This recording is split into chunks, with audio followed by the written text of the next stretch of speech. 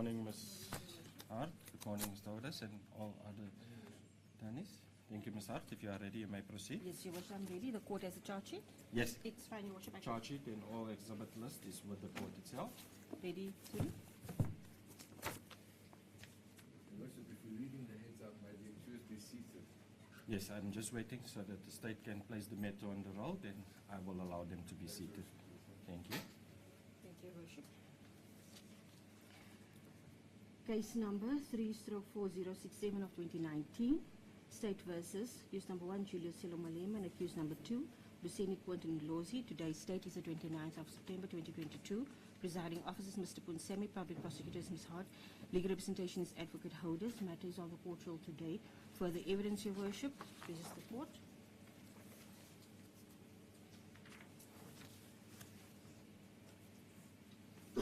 Your Worship, both myself and my colleague, Your Worship, have prepared our heads of argument. We have submitted it to the court, Your Worship. I have the original of my signed copy in front of me, Your Worship.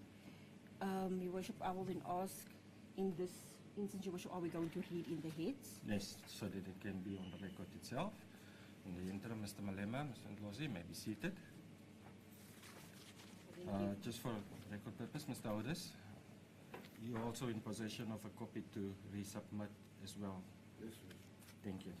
It is filed as required, Your Worship, on the 19th of August. And we've got several copies if required. Your Yes, the ones which you have filed with the court have used to prepare judgment Yes, itself, and that's why I'm just requesting a clean copy as well from the parties. As the court please. Thank you.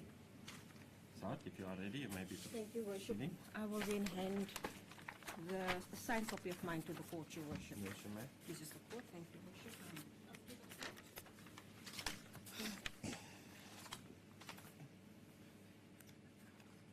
May I continue You to may read? proceed.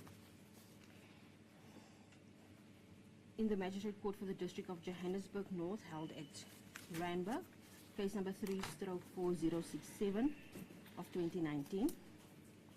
In the matter between the state and Julius Malema, accused number 1, Mbuseni Quentin Lozi, accused number 2. State's heads of arguments on merits. Introduction. 1. The accused before this honorable court has been charged with 1 count of assault as alleged in the charge sheet. Point 2. The charge, assault, in that on or about the 14th of April 2018 at or near 4 West Memorial Park in the district of Johannesburg North, the accused did unlawfully and intentionally assault Johannes, who was offended by pushing him. The state will allege that the two accused at all material times acted in the furtherance of common purpose. Common purpose. The doctrine of common purpose developed in the criminal system to deal with a case where a number of accused committed an offense as a group. The crux of the doctrine is that every single member of the group is accountable for the actions of other members of the group, provided it falls within the common purpose of the group. S versus Ndeti, 1989, bracket 1 SA 687A. The requirements were set down as Romans 1, accused must be present at the scene where violence took place. Romans 2, accused must have known of the attack on the victim by a number of group. Romans 3, accused must have given utterance to his association by some kind of actions to show his association with the actions of the other actors. Romans 4, accused must have had the intention to associate himself with the actions of the de facto offender. Romans 5, accused himself must have the necessary intention to commit the offense, brackets intention to form of dolus eventualis suffices. In S versus Tebus and another 2003, brackets 2 SACR 319CC at 345D, the trial court must determine in respect of each accused person the location, timing, and sequence, duration, frequency, and nature of the conduct alleged to constitute sufficient participation or active association in its relationship, if any, to the criminal result and to all other prerequisites of guilt. Whether or not active association has been appropriately established will depend upon the factual context of each case. S versus Toby 2004, brackets 1, SACR 530, brackets W at 549D. The principle to be extracted from these authorities is relatively plain, where a group of persons act with a common purpose. act with a common purpose, the unlawful actions of one member will be attributable to the others in the circumstance where such actions must have been foreseen and therefore, by inference, were foreseen as part of the general plan. 3. Plea. Both accused pleaded not guilty to the charge and elected to disclose their defense in terms of Section 115 of the Criminal Procedure Act 51 of 1977. Number 4. Plea explanation in terms of Section 115 of the Criminal Procedure Act 51 of 1977. 4.1. Is that one of justification. Both accused believed that they were entitled to enter the cemetery for the burial ceremony and that the obstruction of them was illegal and unjustified. 4.2. In the circumstances, they lacked mens rea because they believed at the very least that they were entitled to enter the cemetery for the burial. 4.3. I record that there is a political agenda here. This is an assault common case. They both reached out to the complainant by process of Ubuntu that was rejected by AfriForum. So this turns out to be political. Well, that there is a political agenda between AfriForum and the EFF that is being played out in this court. 5. Principles applicable to the charge. Milton, South African Criminal Law and Procedure, 1996, Volume 2, 3rd edition, 405 defines assault as: assault consists in unlawfully intentionally 1. Applying force to the person of another, or 2. Inspiring belief in that force is immediately to be applied to him. Snyman on page 430 defines assault as follows: assault consists in unlawful intention, A. Applying force directly or indirectly to the person of another, or B. Inspiring belief in another person that force is immediately to be applied to her. Elements of the offense. 6. The act. 6.1. Application of force, brackets, or the inspiring of belief that force is to be applied. This element manifests itself in 2 ways, namely through the application of violence and through threats of violence. The slightest application of force is sufficient to establish the act. 6.2. Unlawfulness. The test whether the conduct is unlawful in a given set of circumstances amounts to a punishable infringement in the eyes of the public.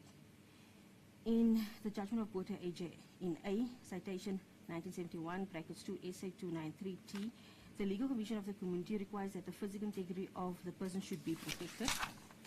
6.3. Intention. The perpetrator must have the intention to apply violence to another person or to threaten him in such a way that a belief or fear is inspired in the mind of the latter. Number 7. Requirement 7.1. There has to be a threat of personal violence. This implies that once a threat is at something other than the complainant's person, it does not constitute assault. 7.2. The threat has to be one of immediate violence. The application is force, or force is the key fact of assault. Number 8. Facts not in dispute. 8.1. The date, the time, the place, and the identity of the parties are not in dispute. 8.2. Colonel Fenter, the complainant, is the one who stopped the vehicle wherein the 2 accused were passengers therein. 8.3. There is no version from either accused that they did not assault the complainant in this regard at the time when the complainant testified. A version regarding this aspect came to light during the presentation of the defense's case, wherein the accused explained what transpired on the day that resulted in the unlawful assault on the complainant. 8.4. There was no dispute that Colonel Feder was going to get permission from the Winnie Operations Center, brackets book, to allow the accused vehicle to enter the premises. 8.5. Reference is made to Section 174, judgment wherein the following finding was made by the Honorable Court. Therefore, I find that there is common cause between the state and the defense in terms of Exhibit 3. It is admitted by consent, and the court ruled that it is also admissible as evidence before the court. Reference also with transcript of 28 October 2020, page 82 and 84. Real evidence consists of things which are examined by the court as means of proof upon proper identification, and it becomes of itself evidence as to what was said in the case of S versus Matembo 2008, brackets 2 SACR 411, SCA at 31. Real evidence usually bears the hallmark of objective reality, unlike narrative testimony that depends on the say-so of a witness. What is then seen on the video is clearly operative proof of an assault on the complainant. Mr. Fenner's is also clear that he maintained that he was assaulted by the actions of both accused. The justification of the assault which is in dispute must be tested. 8. Fact in dispute. 8.1. Intention. 8.2. The justification of the assault which is in dispute must be tested. 9. Legal principle applicable to justification. The defense of necessity arises when a person, confronted with a choice between suffering some evil and breaking the law in order to avoid it, chooses the latter alternative. The term necessity is used to refer to this type of situation, whether it is brought about by the force of surrounding circumstance or human agency, i.e. compulsion, duress, or coercion, brackets closed. Principle of Criminal Law, 5th edition by John Birchall on page 166, for an act to be justified on the ground of necessity. A legal interest of the accused must have been endangered. B, by a threat which had commenced or was imminent but which was, C, not caused by the accused's fault, and in addition must have been, D, necessary for the accused to avert danger, and E, the means used for this purpose must have been reasonable in the circumstances. The test. The question is not what the threatened person thought was happening, but whether he objectively found himself in an emergency situation. Name on page 19. Requirements. Legal interest must be threatened. S versus Knestra, 1951, bracket 2, SA 317A. Romans 2, a person can act in necessity to protect another's interest. S versus Victorious, 1975, brackets 2, SA 85, SWA. Romans 3, the emergency must be imminent or must have already have begun. R versus Shipesa, 1964, bracket 4, SA 472, bracket RA. Romans 4, a person can call upon necessity even if the emergency is a result of his own conduct. Name on page 88. Romans 5, a person legally compelled to endure danger cannot rely on necessity when injuring the rights of others. S versus Skibi, 1978, brackets 4, SA 173, brackets, okay, closed.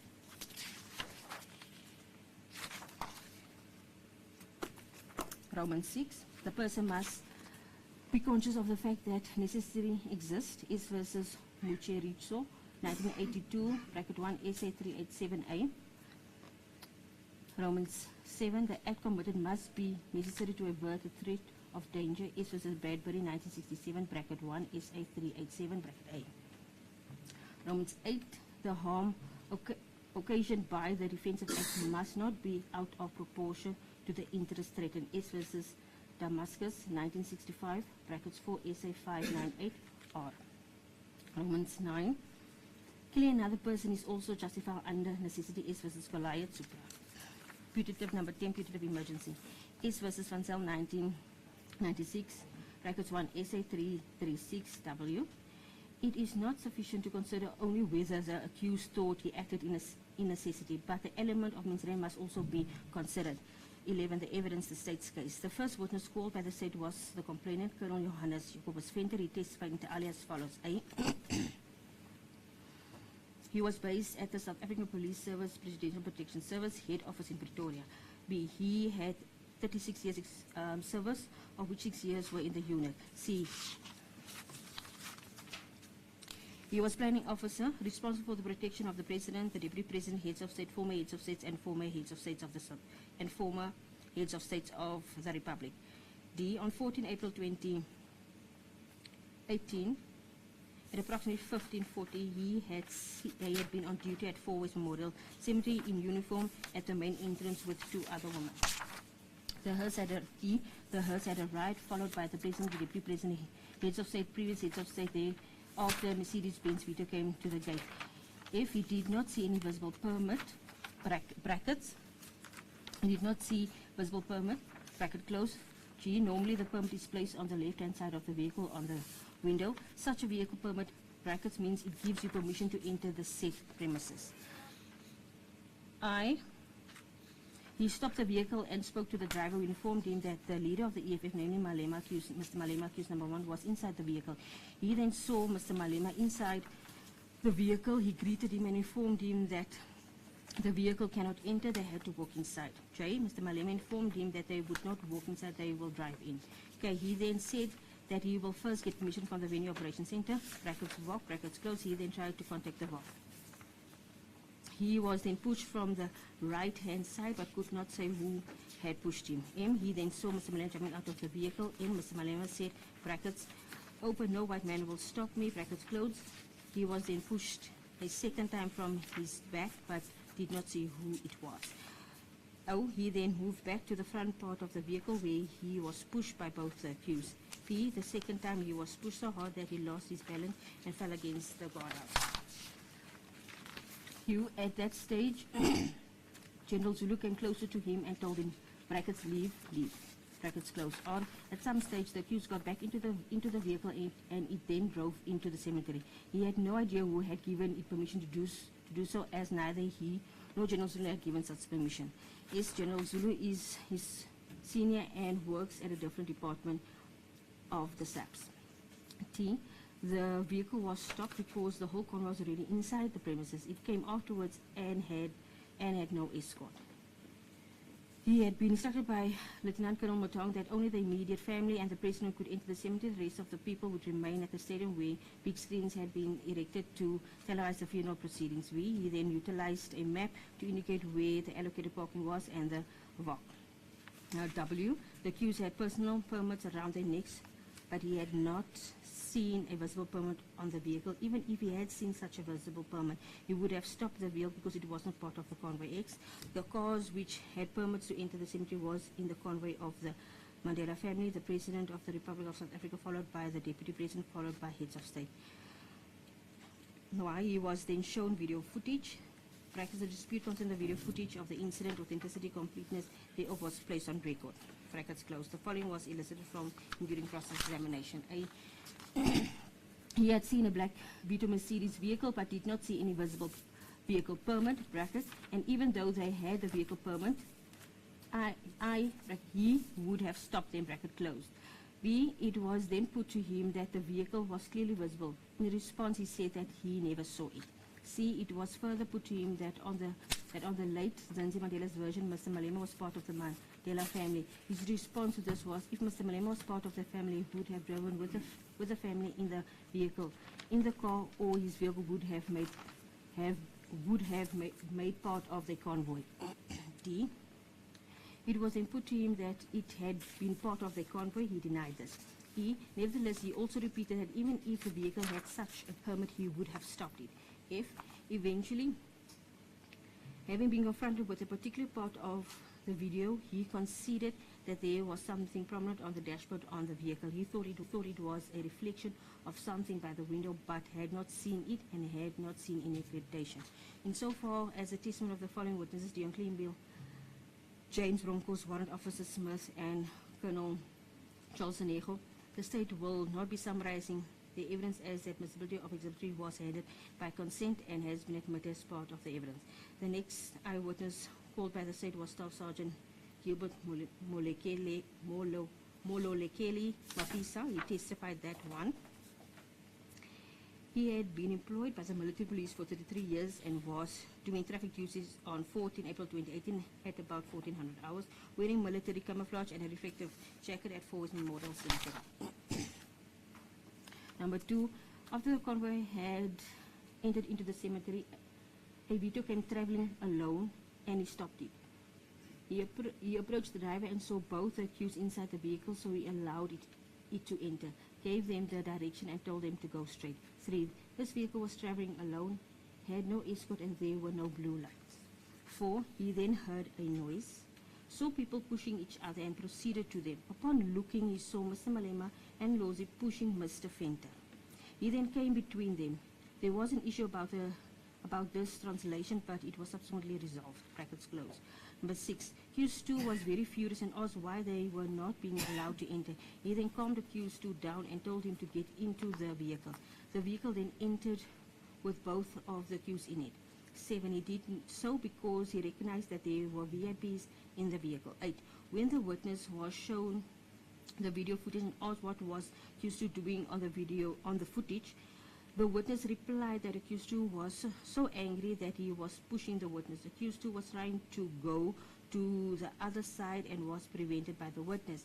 9, the court noted the following, that the witness was shown the video screen and that accused 2 was trying to go to Colonel Venter's side in this regard. 10, the witness testified that it was Colonel Venter's function to determine which vehicles entered the cemetery and which vehicle does not. The following was elicited from him during cross-examination. A, He maintained that the black Beetle was not part of the convoy. B, he had looked for a permit because, having recognized that the vehicle had VIPs in it, he was of the view that it was entitled to enter the cemetery. C, he directed them straight to the main gate of the cemetery because all the vehicles were entering through the main gate at the cemetery. D, under the examination, he confirmed that he had allowed the vehicle into the cemetery because he had seen 2 VIP gentlemen in it. And 12, the evidence, defense case. The first witness called by the defense was accused 1, Julius Malema. He testified inter alia the following. A, he went to visit at Mama's house on the day she passed on. When they arrived, they gave their condolences to the family. B, Lady Zinzi and Ambassador Zenani took him outside and requested that he give a speech on the day of her burial, and they do not want him to speak at the memorial. C, that both the state and the ANC are refusing that he speaks, and that they do not want him to speak there as it was a state funeral. D, on the day in question, it was painful for the accused to relive the burial of the late Miss Winnie Mandela. It will mean that he will be burying for the second time through testimony.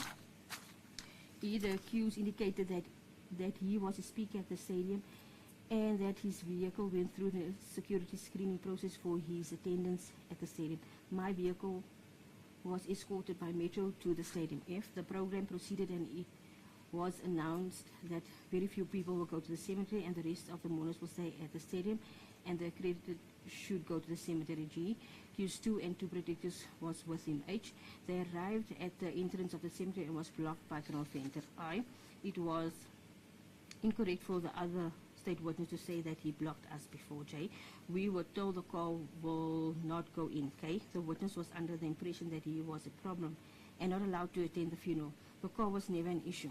L, after he was told that the car will not go in, the witness got out and thought that if Colonel Venter recognizes him, he would have changed his attitude.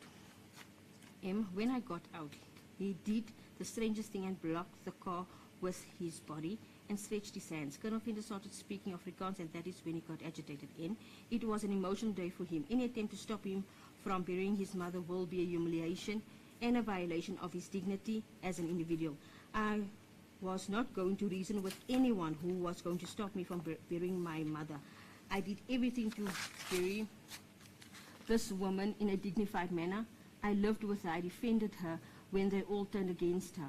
I was not going to allow a situation where I'm denied the right to say my last goodbyes. Oh, if they had said to me that my car was not allowed, get out of your car and go walk into the cemetery, I would have done that. B, he further testified that if the driver was too scared to drive the vehicle, he would drive his vehicle. He was attempting to drive the vehicle when the complainant continued with his shenanigans. He then went back to the complainant and pushed him and said, "Leave my car." He considered that the funeral was a state funeral and that both the army and the police are in charge, and therefore no one will dare undermine such authority. Or, accused 1 maintained that his vehicle was not the last vehicle to enter the cemetery. There is a lead in front and there is a car that blocks people from joining the convoy. So our car was not the last one. See photo 6 at Exhibit 4, which is inconsistent with his testimony of the accused. There is no vehicles or motor vehicles before or after the accused vehicle.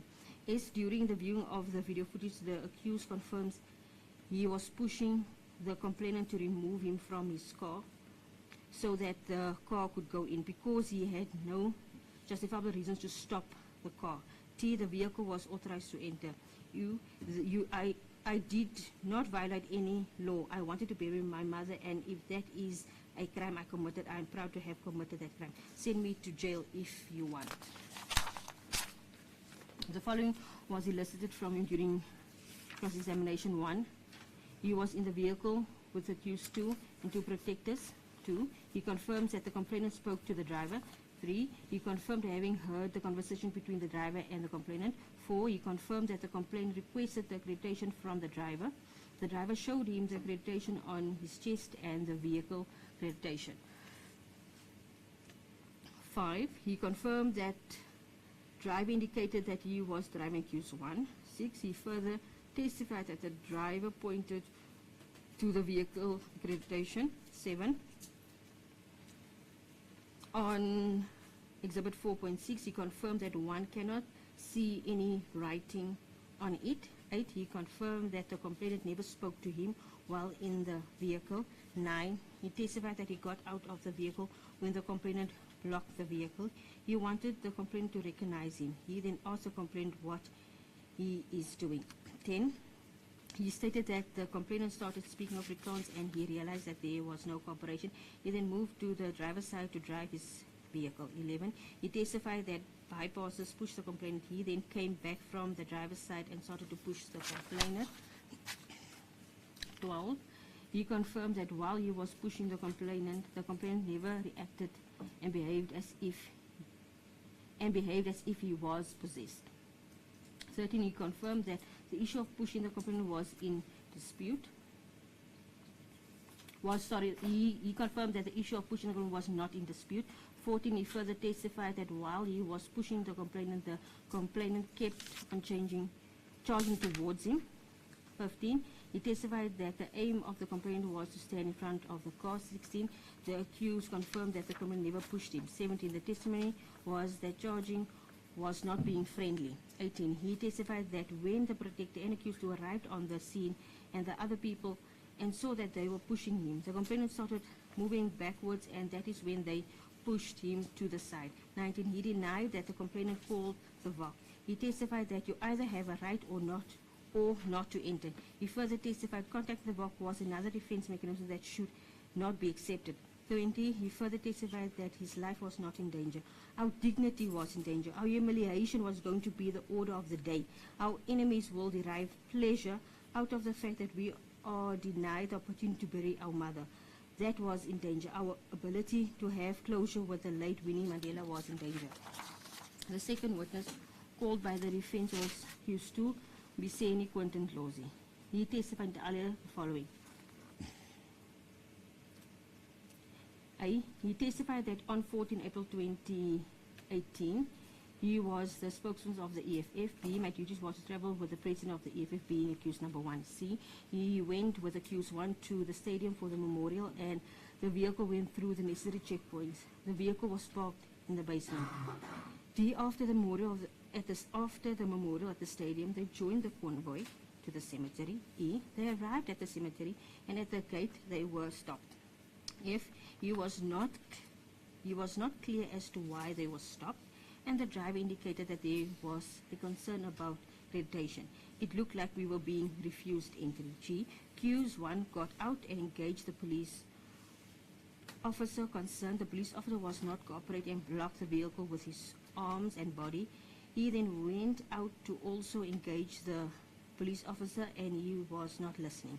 H. The complainant kept on saying, we were not allowed entry. He tried to pull him and the police officer resisted without doing much. I accused 2 pulling the complainant had no effect on the complainant but had an effect on him. J. They tried to remove him from the vehicle and he kept coming back using his body. K. Accused 2 idea was to push him as far out as possible so that he would enter. L. We had a right to be there, and then a lot of people started intervening who were standing on the side, including the police officers, and they were talking to us and not to him at first. M. We were requested nicely to go into our car and proceeded to enter, which we did. N. Accused 2 testified that Staff Sergeant Mabisa did not stop them, and the first person who stopped them was the complainant. O. He maintained that the complainant indicated that they were not allowed to enter. P. He maintained that the vehicle had a permit and went through multiple checks. He also stated that all the people in the vehicle had credentials. Q. He felt fundamentally denied our freedom of movement and also the dignity to mourn. It was a fundamental humiliation. R. He also testified that he was not going to comply with the instructions from the complainant as it was his right to enter the cemetery. Not even the complainant had a right to interfere with his dignity. The following was elicited from him during cross-examination. 1. He was not a speaker at the stadium. and neither was his name mentioned on the program. 2. His name was also not mentioned in Exhibit E. 3. He confirmed that accused 1 got out of the vehicle first. 4. Thereafter, the protector got out. He then got out of the vehicle and approached the complainant as he was not cooperating with accused 1. He then approached the complainant and said, "What are you doing? We have all the rights to be there." Bracket closed. The complainant responded by saying no, and they were not allowed to enter.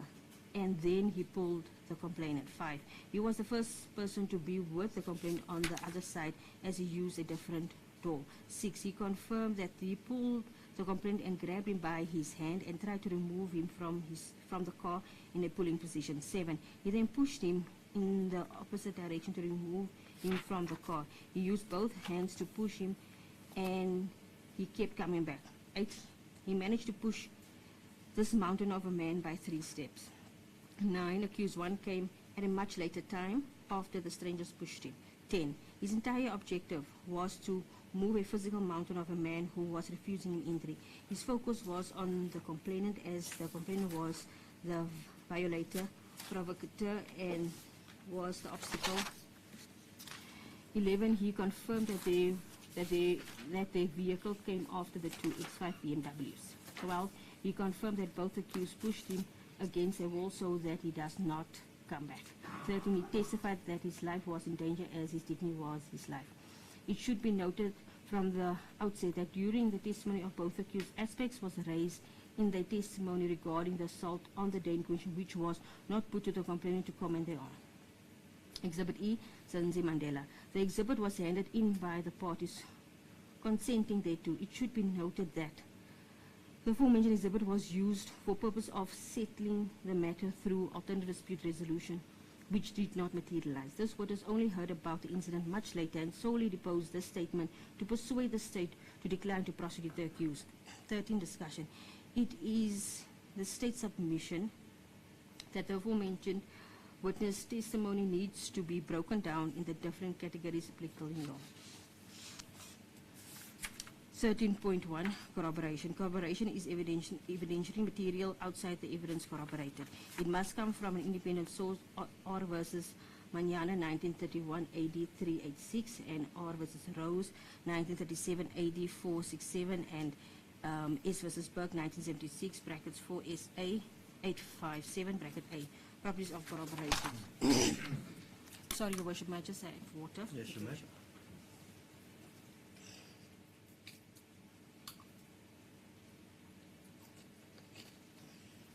Thank you, Your Worship.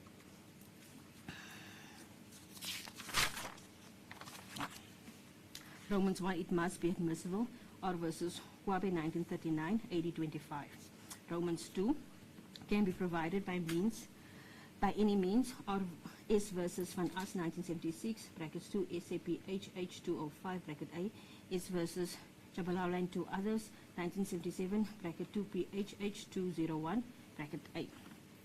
Romans 3, corroboration must come from a source outside the fact that needs to be corroborated. R versus Chris in 1914, AC AC 545, S is Rousseau 1994, bracket 1, SA SV 626, bracket okay, bracket closed. 4, Romans 4. It must be on a material aspect. R versus P 1957, bracket 3 SA 444, bracket A, bracket closed. SA Artman 1968, bracket 3 SA 48, bracket A. Romans 5, corroboration does not alter the evidential burden. S versus Kearney 1964, bracket 2 SA 495, bracket A. R versus Ndlovu 1983, bracket 1983, bracket 4 SA 507, bracket ZS. Romans 6. Corroboration can also be provided by the opposing party. S versus W 1963, bracket 3 SA 516A. S versus Rousseau 1994, 1, bracket 1, SA SV 6260, bracket okay. Corroboration by the state witness as well as the accused testimony on material aspects of the state's case. 1. It was never in dispute that the complainant was in charge of the gate at the cemetery. This was confirmed by the state's But this was confirmed by the last state witness, Staff Sergeant Mabisa. It was never in dispute that the accused were traveling in a black Mercedes Benz. This was corroborated by the testimony of the complainant, Staff Sergeant Mabisa. The video footage as well as the testimony of both accused. 3. It was not in dispute that accused 1 was a speaker at the memorial at the stadium. This was corroborated by Exhibit A as well. Testimony of both accused. 4. It was not in dispute that the complainant stopped the vehicle in which the 2 accused traveled. The accused version corroborates the testimony of the complainant. 5. Exhibit 3 was admitted by consent and ruled admissible. Exhibit E was also admitted as an exhibit by consent between the parties. 7. Exhibit 1 to 4 was also admitted as an exhibit by consent between the parties. Number 8. It is common cause that the complainant did not in any stage assault the 2 accused before court. This was corroborated by the video footage as well as the testimony of the 2 accused before court. Exhibit 3, the video footage. The following is noted as per the contents of the video footage. 1. At 15:49, 05 seconds, an altercation between a gentleman having a red umbrella and the complainant. The complainant is being pushed by this unknown gentleman. 2. At 15:49, 10 seconds, accused 1 approaches the complainant and this unknown person with a red umbrella. He is being pushed away from the vehicle. 3. At 15:49, 18 seconds, accused 1 pushes the complainant. There is no retaliation from the complainant. The complainant's back is facing accused 1, going towards the wall of the cemetery. 4. At 15:49, 22 seconds, accused 1 pushes the complainant and immediately thereafter accused 2 arrives and assists accused 1 in pushing the complainant towards the wall of the cemetery entrance. At that stage, there is still no retaliation from the complainant. 5. At 15:49 and 50 seconds, the unknown person with the red umbrella comes between accused 1 and 2 to avoid the complainant being assaulted further. Throughout this incident, the complainant in no way retaliates against any of the 3 people whom are assaulting him. 13.2 Contradictions. The state submits that there are contradictions on record in respect of the facts surrounding the issue of statements taken in the docket. However, there is no material contradiction insofar as the assault took place on the day in question on the complainant. The fact that the assault on the complainant was never disputed. The contradictions so far as the facts surrounding the issue is moot. It should also be noted that the witness, Mr. Kleinveld, testified that the original docket went missing and thus the initial docket had to be reconstructed. It is absurd to expect a witness to furnish precisely the same account in evidence as given in his or her statement, Brainers 1998, brackets 2 SACR 432, brackets SE. In Malavidiso versus the state 2003, bracket 1 SACR 583, bracket SCA, pages 593 J to 594A to G, bracket close. Discrepancies in statement caused by one sentence only could be interpreted in 1 or 2 ways. It must be read in the context of the whole statement, held that the court must handle discrepancy between different versions of the same witnesses with circumspection. First, the court must ascertain what the witness meant to say in order to determine whether there was a discrepancy and the extent of the discrepancy. The court must take into account the following: the fact that a statement to the police was not subjected to cross-examination, language and cultural differences between the witness and the person who took the statement, and the fact that the police did not require any explanation of a statement. Secondly, not every error by or discrepancy in the statement affects the witness' credibility. Thirdly, the different versions must be evaluated holistically. This evaluation includes the circumstances in which the versions were given, reasons for the discrepancies, the effect of the discrepancies on the witness' credibility, and whether the witness had sufficient opportunity to explain the discrepancies. Lastly, the witness' statement to the police must be weighed up against the witness' viva voce evidence. Evaluation of the facts in issue. It is the state's submission that the first issue wherein the court has to make a finding is whether the defense of justification is a valid defense based on the evidence on record. The main question that needs to be decided on is whether the conduct of the complainant was of such a nature that the 2 accused before court had lawful right to assault him as an act of necessity. The state will now refer to the various encounters that the complainant had on the day question with members of the public as well as mourners who wanted to enter the cemetery on the day in question. First incident.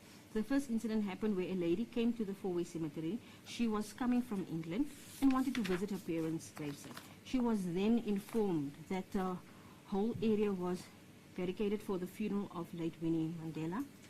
She wanted to speak to someone in charge of the cemetery. The complainant came to the gate and explained to the lady what is happening at the cemetery, and he also called Miss Erasmus to explain the situation as per the transcript dated 28 October 2020 on page 8.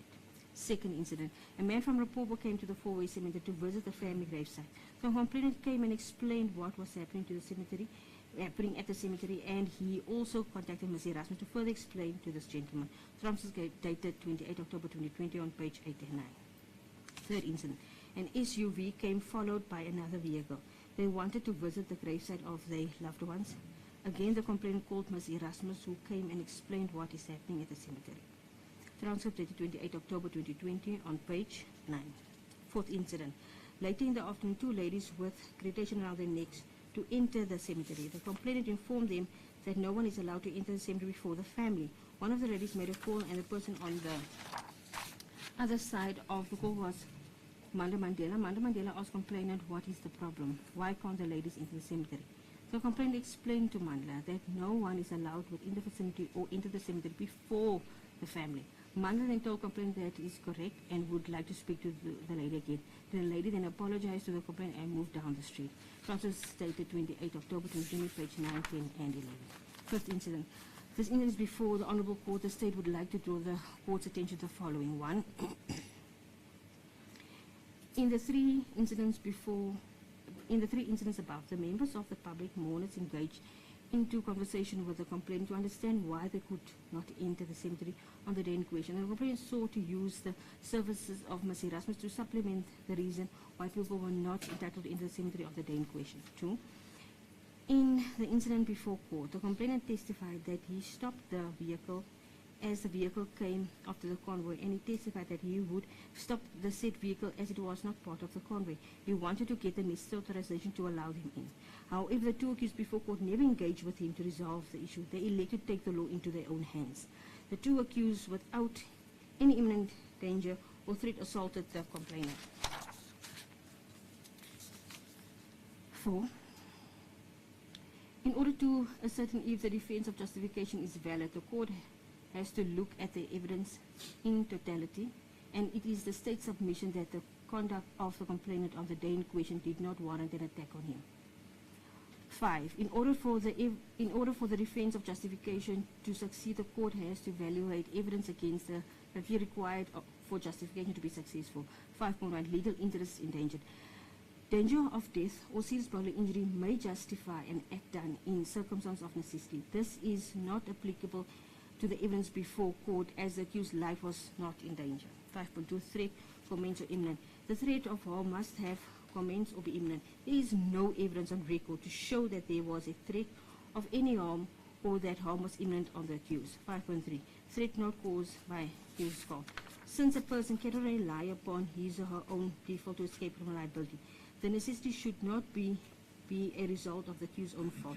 The complainant on the day in question was exercising his duty assigned to him and could only override the standard instructions after obtaining the necessary permission from the VAC. The accused initiated the assault on the complainant that interfered with the duties of the complainant. The aforementioned unlawful assault by the accused on the complainant prohibits the complainant from obtaining the authorization from VAC. The complainant did not retaliate at any stage during the incident. Accused 1 stated in his testimony that he would not reason with anyone who will stop him from burying his mother. Transcript dated 3rd of June 2022, page 6. 5.4. Necessary for the accused to avert the danger. This requirement does not mean that the accused act must be necessary in that there is literally no option but to perform it. For in this sense, there is no such thing as necessity. The accused must do everything possible to avoid the compelling force. The state submits that the accused engaged the complainant in a engage the complainant in a different manner, alternatively engage the complainant's superiors by way of communication, the unlawful assault on the complainant could have been avoided. 5.5. Reasonable means to avoid the danger. Not only must it be necessary for the accused to avert the threatened harm, but also the means he or she uses for this purpose must be reasonable in the circumstances. This is a crucial issue that the court has to take a determination on.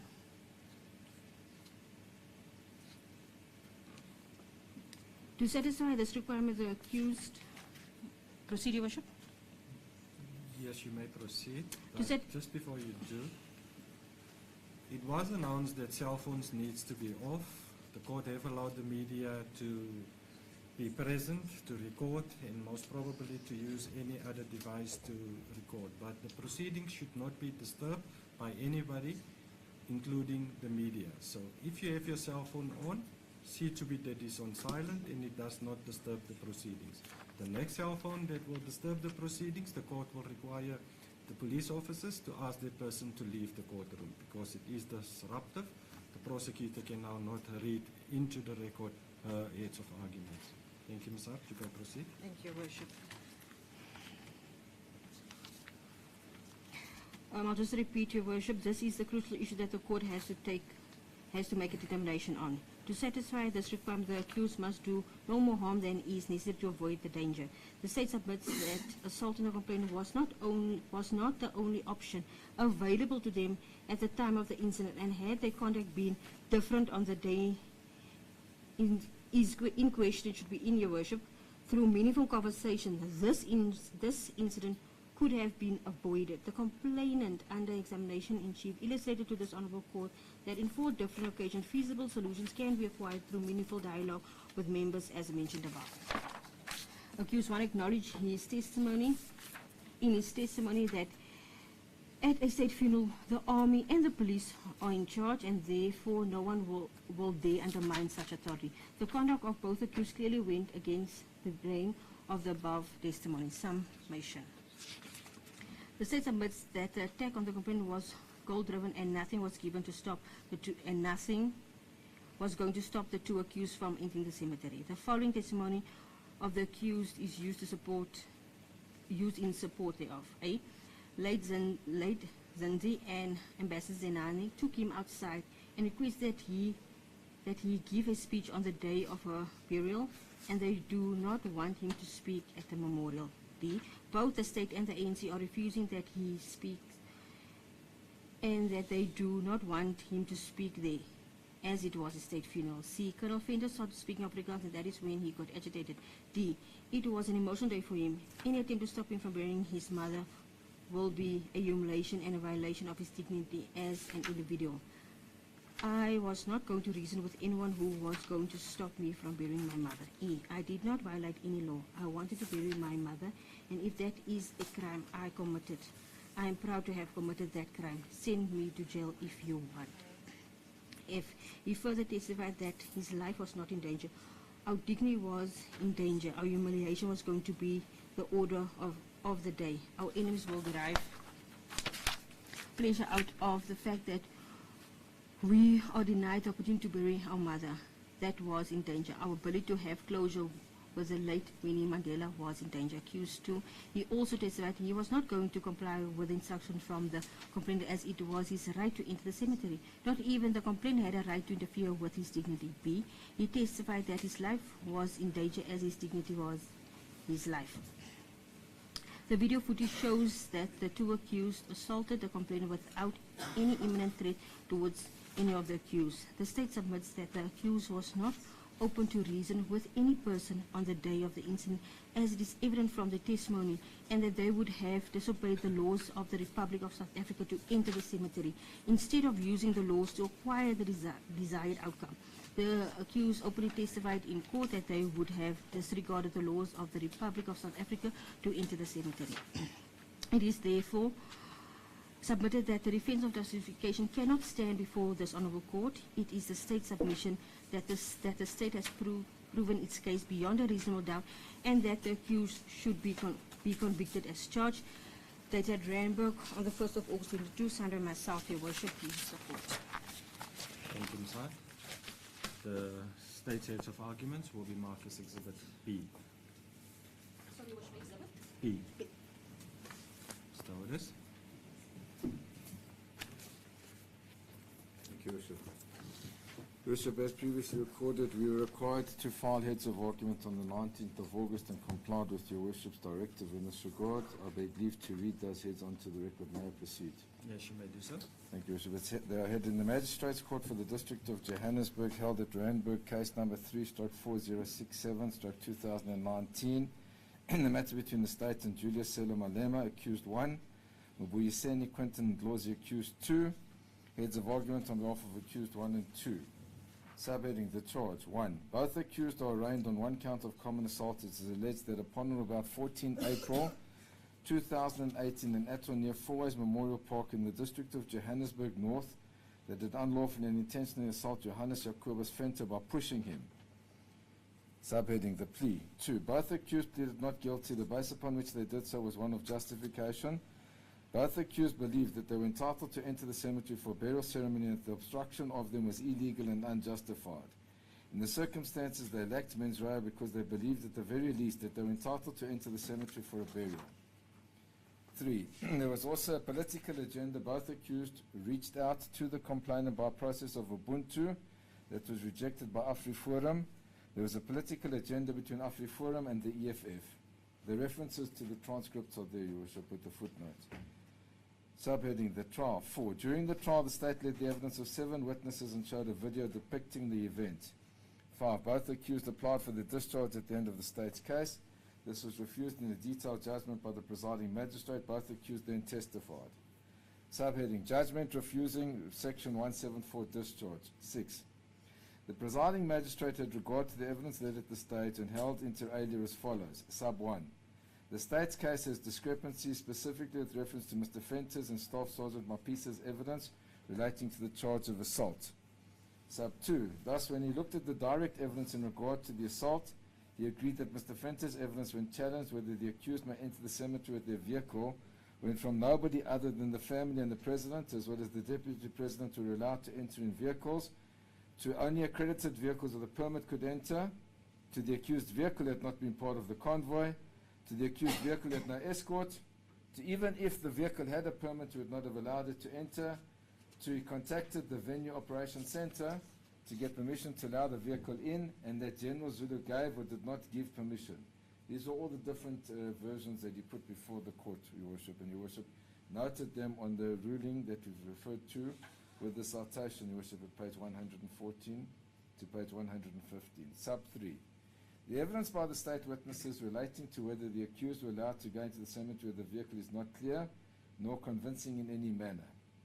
Sub 4. One cannot take oral evidence in isolation of the written statements of the witnesses. It does not speak with one voice. It creates different scenarios and has an effect on the credibility. What the court must accept is the correct version. Sub 5. It still is unclear what should be the first and last vehicle to enter the cemetery. On the video, there is a marked vehicles with blue lights on, and unmarked cars as indicated by the witnesses. Other vehicles were rented and would therefore not be marked at all. No list was given to him of all vehicles that should be permitted to enter. Sub 6. The version of Colonel Venter relating to how the convoy was compiled kept on changing as mentioned above. Therefore, it is highly debatable on how these operations were deployed for the safety of the President, Ministers, Deputy Presidents, as well as heads and ex-heads of state.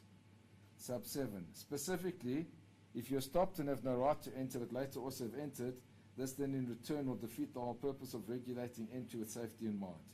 Sub 8. Approximately 4 years have passed, yet it is still not unequivocally clear whether the accused had the right to enter or not with their vehicle. Sub 9. The issue was also attempted to be rectified by reference to multiple statements having been deposed to by Colonel Venter but without success. Sub 10. Further, these discrepancies go to the trust of entry into the cemetery and not directly to the definition of elements of the offence of assault. Sub 11. He thus refrained from making a credibility finding at that stage. Sub 12. The slightest touch of a human of the body of another person with intent could be considered as an assault. Sub 13. This leads to the dispute between the state and the defence, where an accused is acted in the form of justification which will exclude unlawful and intention to commit the offence of assault. The person can act in private defense in protection of his life or bodily integrity, but in principle there is no reason not to accept that a person may act in private defense to protect other legal interests. Sub 14, the courts have accordingly recognized private defense in protection of property, dignity, freedom of movement, and prevention from unlawful arrest and so forth. Sub 15, what is then seen on the video, which is Exhibit 3, is prima facie proof of an assault on the complainant. Mr. Fenter's evidence is also clear that he maintained that he was assaulted by the actions of both accused. The justification of the assault, which is in dispute, must be tested. Subheading, relevant evidence. 7. Premised upon this ruling, and in order to decide whether the assault was justified, the evidence of only 3 state witnesses and both of the accused becomes relevant. We apologize for the repetition in this regard, but it does bear reference on this issue and needs to be set out. These are as follows. Sub 1. The complainant, Colonel Johannes Jacobus Venter, testified inter alia as follows. Sub 1. He was based at the South African Police Service Presidential Protection Service Head Office in Pretoria. Sub 2. He had 36 years service, of which 6 years were in that unit. Sub 3. He was a planning officer responsible for the protection of the President, the Deputy President, heads of state, former heads of state, and former heads of state of the Republic. Sub 4. On 14 April 2018 at approximately 15:40, he had been on duty at Forest Memorial Cemetery in uniform at the main entrance with 2 other women. Sub 5. The hearse had arrived, followed by the President, the Deputy President, heads of state, and previous heads of state. Thereafter, a Mercedes-Benz Vito came to the gate. Sub 6. He did not, quote, see any visible vehicle permit, close quote. Sub 7. Normally the permit is placed on the left-hand side of the vehicle on the window. Sub 8. Such a vehicle permit, quote, means it gives you permission to enter the said premises, close quote. Sub 9. He stopped the vehicle and spoke to the driver, informed him that the leader of the EFF, namely Mr. Malema, was inside the vehicle. He then saw Mr. Malema inside the vehicle. He greeted him and informed him that the vehicle cannot enter there to walk inside. Sub 10. Mr. Malema informed him that they would not walk inside, they will drive in. Sub 11. He then said that he will first get permission from the Venue Operations Center, VOC, then he tried to contact the VOC. Sub 12. He was then pushed from the right-hand side but could not say who had pushed him. Sub 13. He then saw Mr. Malema jumping out of the vehicle. Sub 14. Mr. Malema said, quote, no white man will stop me, close quote. He was then pushed a second time from his back but did not see who it was. Sub 15. He then moved back to the front part of the vehicle where he was pushed by both of the accused. Sub 16. The second time he was pushed so hard that he lost his balance and fell against the guardhouse. Sub 17. At that stage, General Zulu came closer to him and told him, quote, leave, close quote. Sub 18. At some stage, the accused got back into the vehicle and drove into the cemetery. He had no idea who had given it permission to do so, as neither he nor General Zulu had given such permission. Sub 19. General Zulu is his senior and works as a different department of the SAPS. Sub 20. The vehicle was stopped because the whole convoy was already inside the premises. It came afterwards and had no escort. Sub 21. He had been instructed by Lieutenant Colonel Mutaung that only the immediate family and the President could enter the cemetery. The rest of the people would remain at the stadium where big screens had been erected to televise the funeral proceedings. Sub 22. He then utilized the map to indicate where the allocated parking was and the VOC. Sub 23. The accused had personal permits around their necks, but he had not seen a visible permit on the vehicle. Even if he had seen such a visible permit, he would have stopped the vehicle because it was not part of the convoy. Sub 24. The cars which had permits to enter the cemetery were in the convoy of the Mandela family, the President of the Republic of South Africa, followed by the Deputy President, followed by heads of state. Sub 25. He was then shown video footage and commented on what he saw. 7.2. During cross-examination, he conceded that, Sub 1. He had been told over the radio when the convoy left the stadium, but was unaware of the time because he did not look at his watch. Sub 2. He described the arrival as depicted on the video as not being haphazard, but in his view it was orderly. Sub 3. The funeral program, which was then shown to him, had not previously been shared with him. This was subsequently admitted as Exhibit A. Sub 4, item 17 on the funeral program was a tribute to Mrs. Winnie Mandela.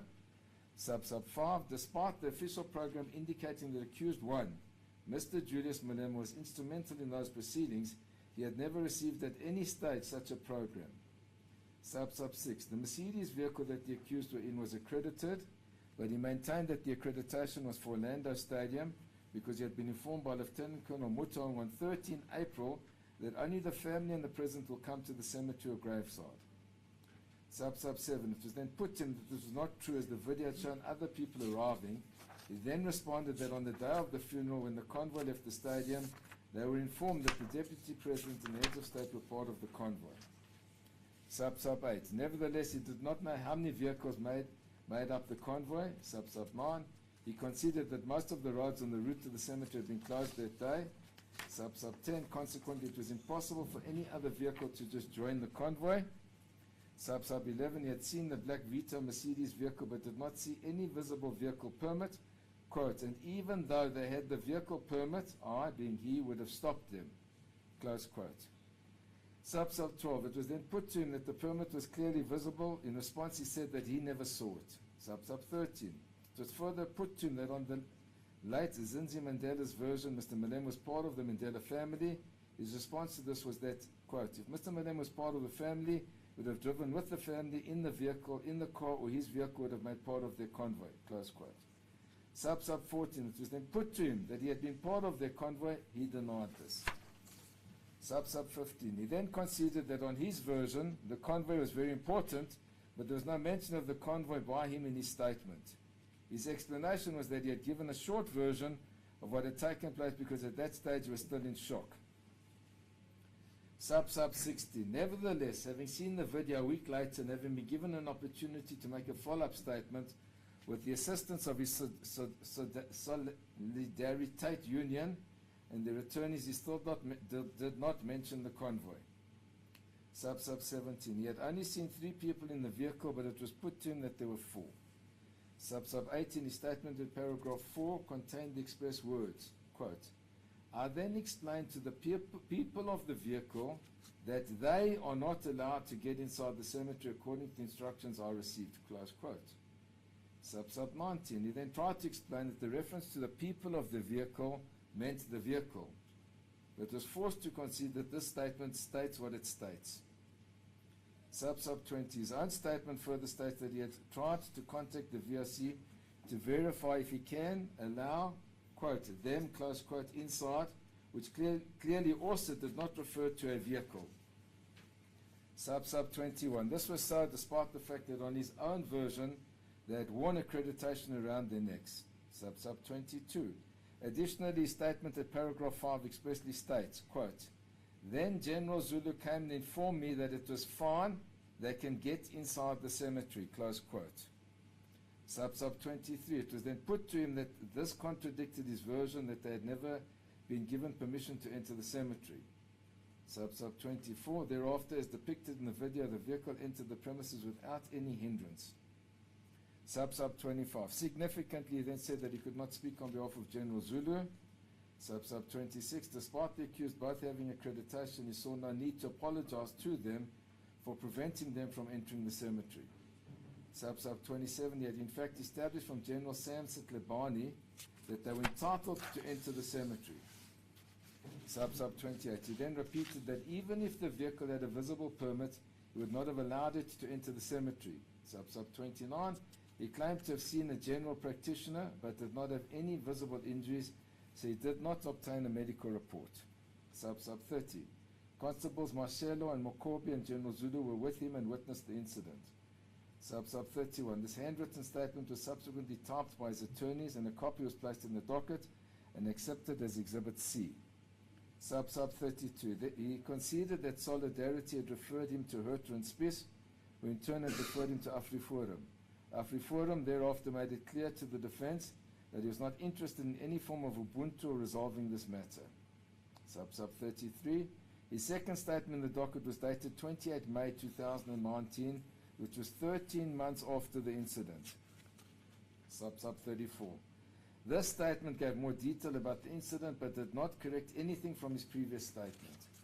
Sub 35, even though he had been told over the radio that the deputy president and heads of state were allowed to enter the cemetery, at no stage did he have a list or know how many people this involved. Sub 36, in paragraph 5.4 of the subsequent statement, which was admitted as Exhibit D, stated, quote, these vehicles all had permits allocated to them for purposes of identifying them and to grant them access to the designated area, close quote. Sub 37, in paragraph 5 thereof he further stated, quote, the cars that are referred to in paragraph 2 of my first affidavit referred to the vehicle permits as mentioned above, close quote. Sub 38, in doing so once again he had confused the accreditation of people with the accreditation of vehicles. Sub 39, further having had a year to correct his statement, he further stated at paragraph 5.6, quote, I recall that all vehicles without the said permits were to be diverted to an alternative designated area for non-permit carrying vehicles, close quote. Sub 40, he conceded that they did not have the whole video of the incident concerning the arrival of all the vehicles and people. Sub 41, he conceded, eventually, that he had watched the video to assist him with the compilation of his subsequent statement. Sub 42, the content of the statement in the docket by the late Zinzi Mandela was then put to him for his comments, but he had no comment in relation thereto, even though it was admitted as Exhibit E, eventually by consent. Sub 43, his further statement dated 18 November 2019 was admitted as Exhibit F. This dealt with vehicle accreditation at paragraph 5 he stated, quote, I can confirm with certainty that the vehicle in which Mr. Malema arrived at the Memorial Park contained no identifying physical marks confirming that it had the right to enter the designated area, close quote. Sub 44, then clarified that the identifying physical mark that he was looking for was a vehicle permit. Sub 45, he then yet again further clarified that the vehicle permit was on the left-hand side of the window, clearly visible, that the vehicles that entered from the convoy had permits on the left-hand side in their window. Sub 46, he also repeated that he had not seen such a permit in the vehicle in which both accused had arrived. Sub 47, nevertheless, he also repeated that even if the vehicle had such a permit, he would have stopped it. Sub 48, he also repeated that he had seen all the vehicles of this convoy, except those driving the president and the deputy president had such a permit on white paper. Sub 49, he was shown the video of the cars arriving during the proceedings on 29 October 2020. He admitted that he could not identify the occupants of the vehicles. Sub 50, he also admitted that it was clear from the video that there was a fourth person in the vehicle carrying the accused. Sub 51, he conceded that the large man holding the umbrella with the EFF insignia held him back. Sub 52, eventually having been confronted with a particular part of the video, he considered that there was something prominent on the dashboard of the vehicle. He thought it was a reflection of something there by the window, but had not seen it and had not seen any accreditation. Sub 53, he conceded that none of the 12 uniformed people in close proximity had assisted him in what he perceived to be an attack against him. Sub 54, similarly, they took no action when the vehicle entered the cemetery. Sub 55, when confronted with a photograph of the permit on the dashboard of the accused's vehicle, he contended that when his back had been turned, somebody may have put the permit there. Sub 56, he then contended that when he went to the vehicle, the permit had not been visible. Sub 57, eventually, he considered that this was all speculation on his part, that he could not say whether the permit was there or not. Sub 58, in this regard, specific reference is made to Exhibit 4.6, and more particularly the bottom photograph that reflects, quote, 04-14-2018, SAT, being the abbreviation for Saturday, the time being 15:47:05, in which the permit is clearly visible on the left-hand side of the dashboard of the accused vehicle. Sub 59, he had made the decision to not settle the matter by the process of Ubuntu, and had utilized AfriForum to convey that message to the defense. Sub 60, he could not explain what had happened to the motorcycles that he contended would be at the back of the convoy. Sub 61, he also considered the priests had been part of the convoy. Sub 62, he had never established as a fact whether the accused vehicle had been part of the convoy or not. Sub 63, in fact, he had never established as a fact whether the accused vehicle had been entitled to enter the cemetery or not, despite the lapse of more than 2 years before he testified. Also, I point out that for every quote, and as we continue, you'll see there's a footnote detailing where it's found in the transcript. Sorry to interrupt, Advocate Otis. The court have noticed, and I have seen it as is. It is not necessary to read in the footnotes as well. You are to proceed. 7.3. The relevant testimony of Colonel James Bronkhorst was as follows. Sub 1. On 14 April 2018, he was the acting section head for incident management at the Protection and Security Services at the SAPS. 2. He was notified of an incident that had transpired at the funeral and that Major General Zulu was on the scene and handling the situation. 3. He had been in contact with Mr. Klingbeil to receive a copy of the video footage. 4. He had given a copy of the footage to Colonel Fenter. 5. An internal inquiry had been held and his conclusion was that Colonel Fenter had acted 100% correctly. 6. Vehicles had to be accredited to be part of the convoy.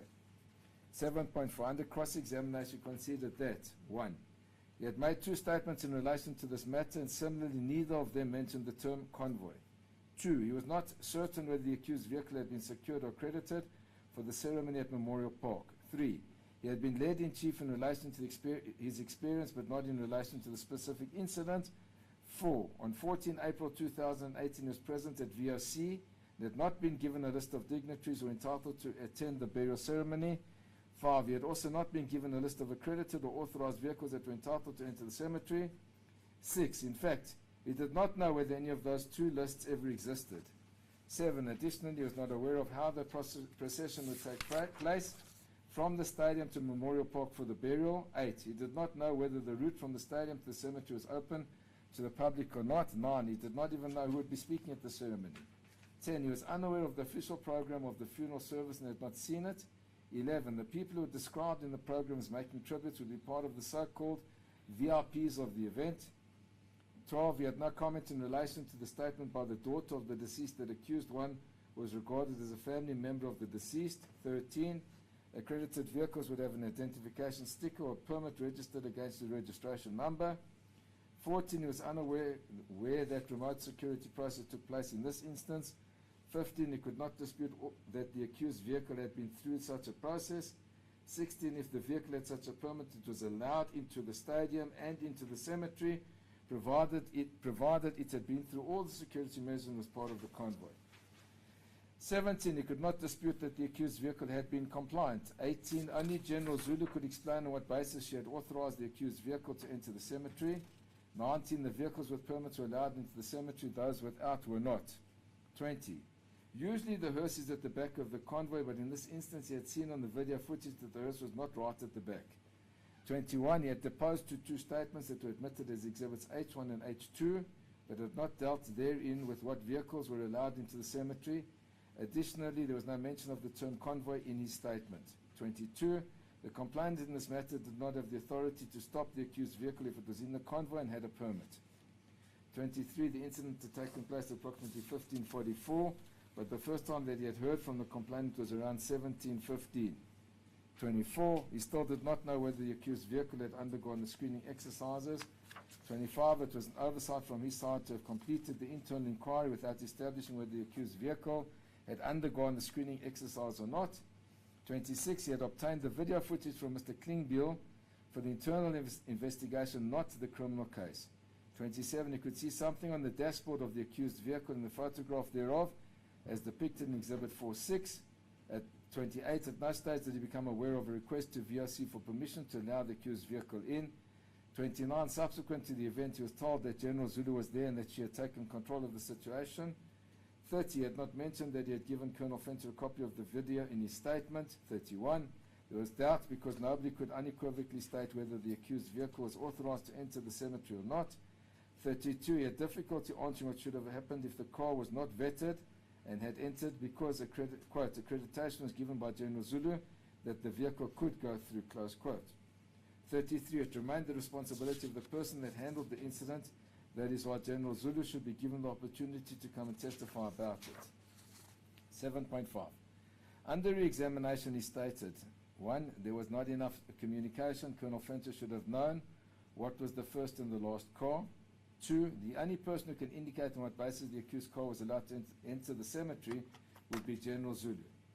7.6. The third relevant state witness was Staff Sergeant Gilbert Molaleki Mabisa. He testified that 1. He had been employed by the military police for 33 years and was doing traffic duties on 14 April 2018 to about 1600 hours, wearing military camouflage and a reflective jacket at Fourways Memorial Cemetery. 2. After the convoy had entered into the cemetery, a Vito came traveling alone and he stopped it. He approached the driver but saw both accused inside the vehicle, so he allowed it to enter, gave them the direction and told them to go straight. 3. This vehicle was traveling alone, had no escort, and there were no blue lights. 4. He then heard a noise, saw people pushing each other and proceeded to them. 5. He then came between them. There was an issue about this translation, but it was subsequently resolved. 6. Accused 2 was furious and asked why they were not being allowed to enter. He then calmed accused 2 down and told him to get into the vehicle. The vehicle then entered with both of the accused in it. 7. He did so because he recognized that there were VIPs in the vehicle. 8. The state then attempted to lead him on his statement with a view to explaining the different versions, but after an objection by the defense counsel was prevented from doing so because it was tantamount to cross-examining their own witness without declaring him hostile. 7.7. Under cross-examination, he conceded that 1. By virtue of his 33 years experience, he had worked at many state funerals and knew the protocol. 2. This was the first time that he had met Colonel Fenter. 3. Since 14 April 2018, he had not seen Colonel Fenter again. 4. There had been no personal interaction between Colonel Fenter and him, yet he claimed to have remembered his name, which was challenged. 5. In his statement, he had not mentioned the name of Colonel Fenter. 6. He still maintained that he remembered Colonel Fenter's name, even though he had only made a statement more than a year later on 2 December 2019. 7. He could not remember the date of this incident. It was given to him by the investigating officer. 8. In his view, his oral testimony and the written statement were both true. They had both been given under oath. 9. The funeral of Mrs. Winnie Mandela on 14 April 2018 was an auspicious occasion, and he knew that there were lots of dignitaries, VIPs and members of government that would be there. He had, however, not mentioned this in his statement. 10. He had not been shown the program for the day, Exhibit A, but had watched the proceedings on television. 11. His statement was admitted as Exhibit L. It expressly recorded in paragraph 2 that, quote, on Saturday, 2018-04-14, at about approximately 1600 hours, was posted there at the Fourways Memorial Park to control traffic and parking duties. I confirm that the vehicles that were having escort were directed straight to the VIP parking, including the black Vito, which was transporting the EFF members. Close quote. 12. He in fact confirmed that this was both correct and true. 13. He had not mentioned stopping the vehicle in his statement. 14. According to him, they had the right to enter because he had seen the VIPs in the vehicle. 15. Despite the above detailed expression recorded in his written statement under oath, he was of the view that the black Vito vehicle was not part of the convoy. 16. Nevertheless, he had confirmed his statement and never indicated that it contained a mistake. It was further put to him that these two versions are irreconcilable. 17. Despite having claimed that he had stopped the vehicle, he could not remember how many people had been in the vehicle. 18. He had not looked for a permit because, having recognized that the vehicle had VIPs in it, he was of the view that it was entitled to enter the cemetery. 19. In fact, he had been instructed that the VIPs must enter. 20. Thus directed them straight to the main gate of the cemetery because all the vehicles were entering through the main gate at the cemetery. 21. He allowed the vehicle to enter because it had VIPs. If that vehicle did not have VIPs, he would not have allowed it to go through. 22. He had no doubt that that vehicle was entitled to enter because it had VIPs and had to enter. 23. Accused 2 had questioned why they had been refused entry when they had credentials and were entitled to enter. 24. He had calmed accused 2 down and told him to get into the vehicle so that they could enter the cemetery. 25. He had sent the vehicle directly to the main gate because it was a VIP vehicle. If it was not, then he would have sent it to the left side. 26. He agreed that both of the accused had believed that they were entitled to enter the cemetery for the burial ceremony. 7.8. Under cross-examination, he confirmed that he had allowed the vehicle into the cemetery because he had seen 2 VIP gentlemen in it.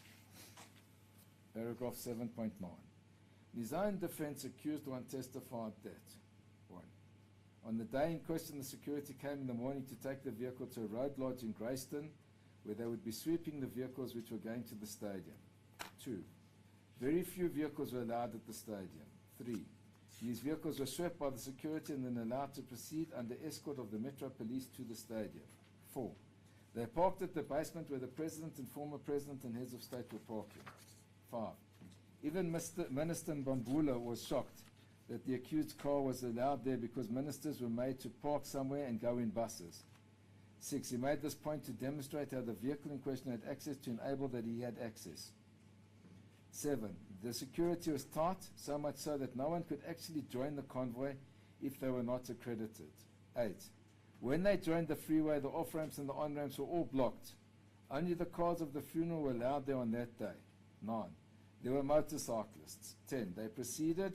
They never had any problem and arrived at the entrance of the cemetery. They were then blocked by Colonel Fenter. 11. It was incorrect for the other witness to say that he had stopped them before. 12. Only in court did he hear what caused the problem. All along he lived under the impression that he was the problem and was not allowed to attend that funeral. His car was never questioned on that day. No one ever had an issue with his car. 13. After he had been told that the car could not go in, he got out because he thought that if he was recognized, the colonel would change his attitude.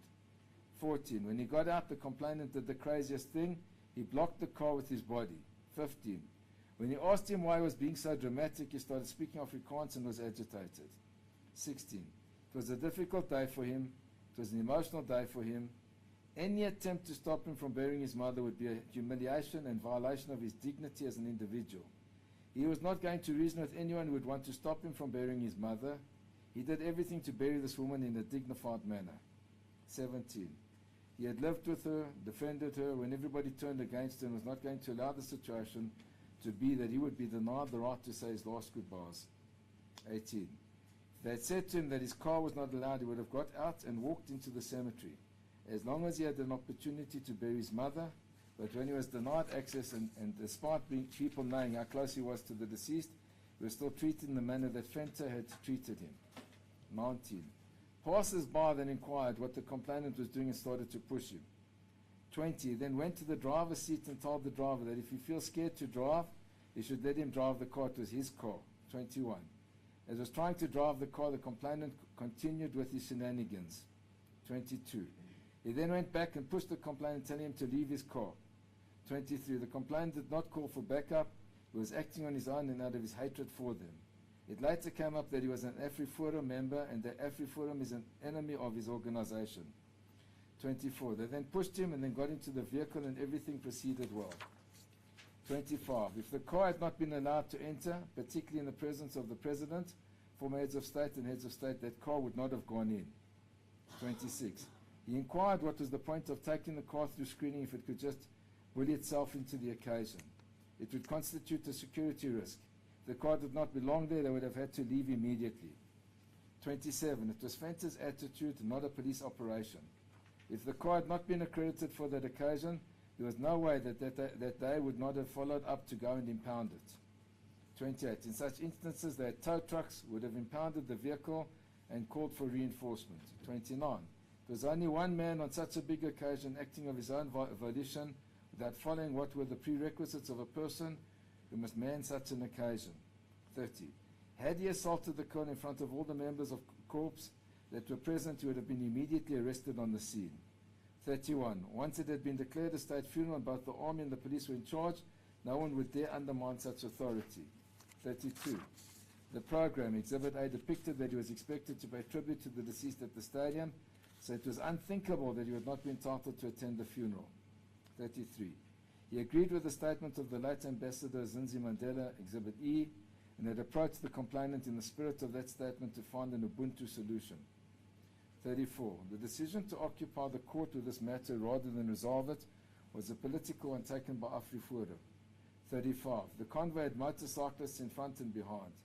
Their car was not the last car because there was a car to block people from joining the convoy. There were motorcyclists behind.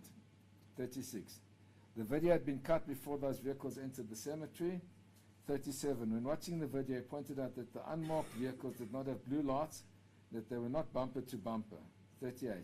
He had pushed Colonel Fenter because he had no justifiable legal reason to stop his car from entering the cemetery. 39. Nobody else attempted to block the vehicle despite the police presence there. Colonel Fenter took it upon himself to stop that vehicle. 40. Nobody had stopped the vehicle out of the cemetery. 41. The complainant did not suffer injuries and nobody did anything to assist him. Nobody ran after the car or obtained the enforcement to go after the car. It merely proceeded inside without any problem. 42. The whole convoy was not visible on the video because the tail vehicle is not visible. 43. On the video you see the hearse entering. It had to be part of the convoy. 44. After the incident, the complainant was seen on a walkie-talkie walking nicely on the video. 45. He had attended the burial and nobody had approached him to tell him that he had no right to be there. 46. He and the other occupants of the car had personal authorizations hanging on their chest. 47. The vehicle was also accredited. 48. The accreditation was visible on the dashboard. 49. Nobody had slipped that accreditation into the dashboard behind the complainant's back. 50. The problem started when the driver identified him as Mr. Malema. 51. On the day he was very emotional and never imagined that anybody would prevent him from burying Winnie Mandela, to whom he had been close for many years, as was known by all South Africans. 52. If anybody had told him that he was not allowed to go in personally, he would not allow that. 53. Repeated that had he been told that he could go in, but not the vehicle, he would have done so. 54. The vehicle had not been stopped. The complainant had attempted to stop him from attending the funeral. 55. The vehicle and its occupants were authorized to enter the memorial center. 56. Culturally, the funeral is important because it provides closure. 57. The convoy is much larger than the complainant had told the court, and he was part of that convoy with motorcycles. 58. These charges emanated from white supremacism, where a white Afrikaner male felt that his ego, fragile ego, had been tampered with. He cannot be pushed by black African children. AfriForum was at the center of this matter. 60. The NPA had coached witnesses and not pursued the mediation, so in his mind it was an embedded NPA. This was despite the state having objected to this line of testimony and the presiding magistrate ruling that it was a fair answer. 61. He had not known Colonel Fenter before this day. He was a tall, well-built Afrikaner male in a police camouflage. He would not have tampered with him unless he felt that an injustice was being done against him. So he had to defend himself against such an injustice. 7.10. Under cross-examination, he stated that 1. He had been traveling in the black Mercedes Vienna vehicle. 2. The delay or gap in time between the BMW X5 and his vehicle was caused by the complainant having stopped his vehicle out of sight of the camera. 3.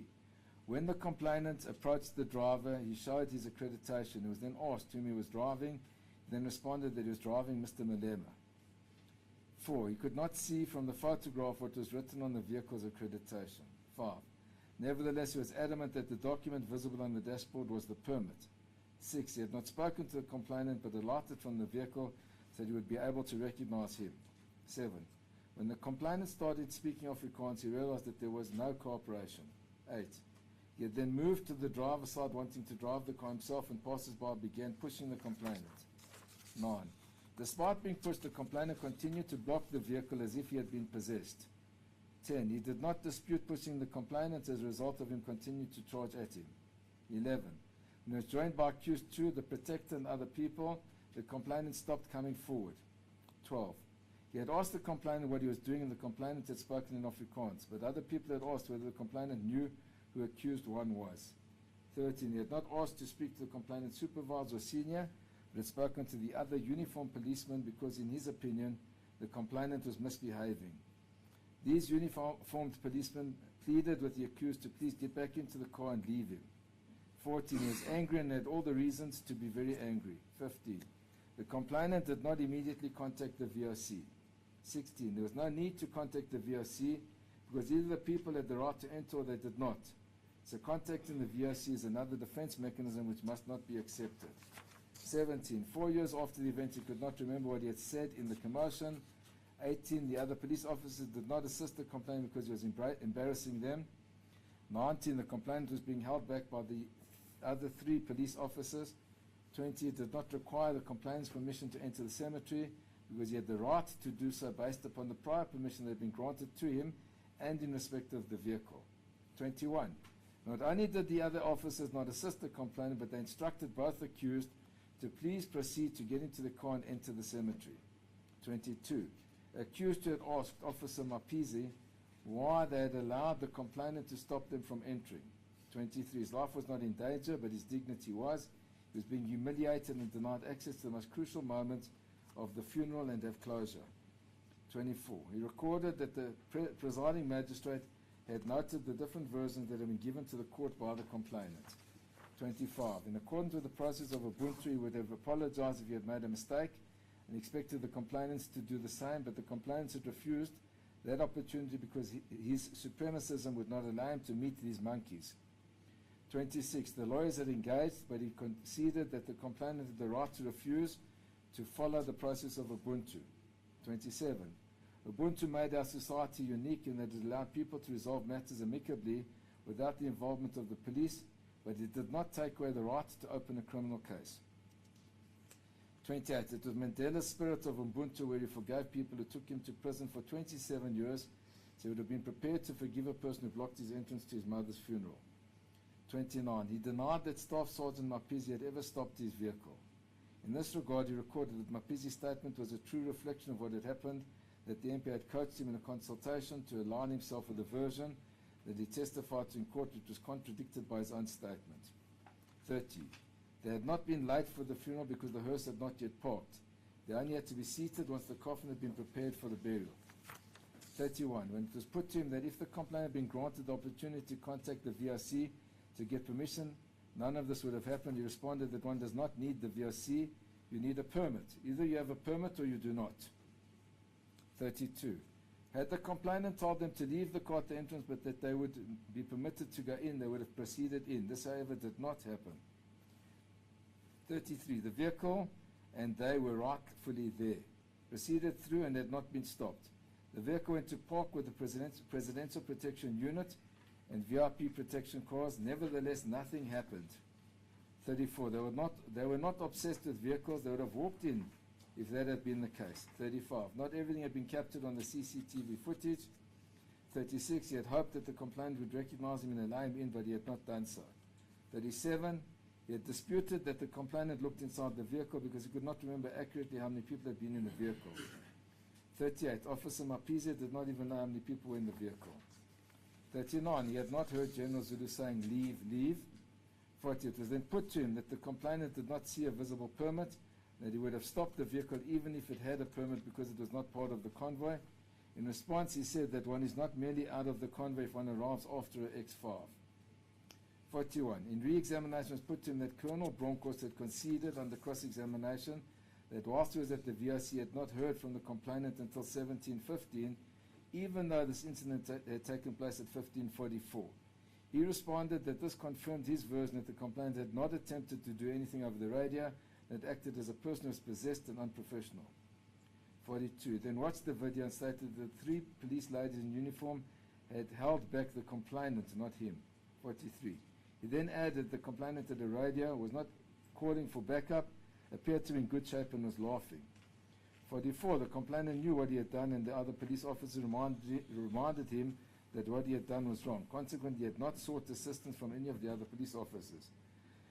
45, the complainant did not pursue the vehicle because they had been accredited and through security checks to enter the cemetery. 46, the complainant knew, and if he was honest, he should have confessed that after his investigations he realized that these people had the right to be there. 47, there's no assault with intent. They wanted to bury their mother in a dignified manner and would not allow anything to take that right away from them. He felt justified. 48, if they were wrong, why had the uniformed enforcement officers not taken any action against them? 49, Officer Mabisa and others arrived. They encouraged the accused 2 to get back into the vehicle and proceed to the cemetery. 7.10.2, accused 2 also testified in his defense and stated that 1, he had left very early on 14 April 2018 to attend the funeral of Winnie Mandela in his then capacity as the spokesperson of the Economic Freedom Fighters. His duties required him to travel there with the president of the EFF, accused 1. 2, he proceeded to accused 1's home, where he fetched the car that had been swept, and at all times they were escorted by JMPD vehicles to the stadium, and then proceeded in the convoy to the cemetery. 3, there was a small parade before they exited around the casket, and they then proceeded to Memorial Park, properly escorted until they were stopped at the gate. 4, All the off-ramps to the highway had been blocked so that nobody could intercept the convoy. 5. When they arrived at Memorial Park, their vehicle was stopped, but it was not clear to them why they had been stopped. When they inquired from the driver, he said that there had been a concern about the credentials. They were thus being refused entry. 6. Accused 1 requested the driver to open the doors and alighted to engage the complainant. Nobody seemed to cooperate with the complainant who was blocking the car. 7. Accused 2 alighted to attempt to engage the complainant. He was not listening. He just kept saying that they were not allowed entry. 8. They then tried to remove the complainant from obstructing the vehicle. He kept coming back using his body to push back. 9. They attempted to remove him, but he kept coming back to block the vehicle. 10. Both the people and the car were denied entry.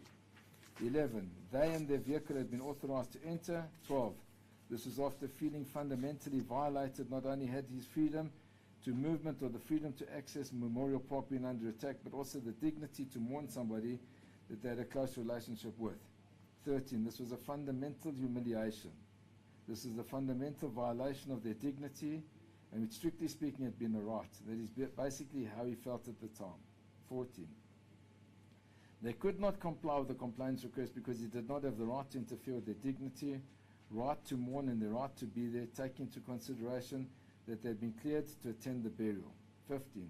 When approached by an investigating officer, he was of the view that he had intended to apologize for having subjected them to the humiliation that they had been through for the last 4 years, but had been to, in fact, charge them. 16. Under cross-examination by the state, he stated further that 1. He had not been part of the program, Exhibit A. 2. He also had not been mentioned in Zinzi Mandela's statement, Exhibit E. Next number, when he alighted from the vehicle, bypassers were not pushing the complainant. He had alighted from a different door. He tried to pull the complainant after he had refused them entry, but he was too strong and pushed him. The complainant kept coming back because he was a strong, large man. His entire objective was to push back against what he saw as a physical mountain of a man who was refusing him entry. The complainant was the violator, provocateur, and was the obstacle preventing him from attending the burial. When viewing the video, he could not say why the police officer's hand was up and pointed towards him, but denied that he was telling him to stop what he was doing. Their rights had been violated to try and bury a loved one, so they constantly had to interact, as his humiliation was not easy. The complainant kept trying to get back to the vehicle, and they intended to make sure that it did not stop them from entering because they had a right to do so. He asked the complainant what he was doing and told him that they had the right to be there. He then said that they were not allowed to enter. He then grabbed the complainant. He had not approached any supervisor, and the complainant was not prepared to listen to them. He was angry. They had provoked and humiliated him. They had been seriously mistreated and undermined when they had all the rights to attend and had been cleared by the institution, and the person who was part of that institution should have been protecting their rights. He denied that the complainant had been humiliated. He had provided the footage to the court and had exercised his power in this instance against mourners. Everybody, including the complainant, knew they had the right to mourn and be there. The complainant was in the wrong. Their funeral and the program had a schedule. They had to get in. They did not anticipate that the complainant would prevent them from participating.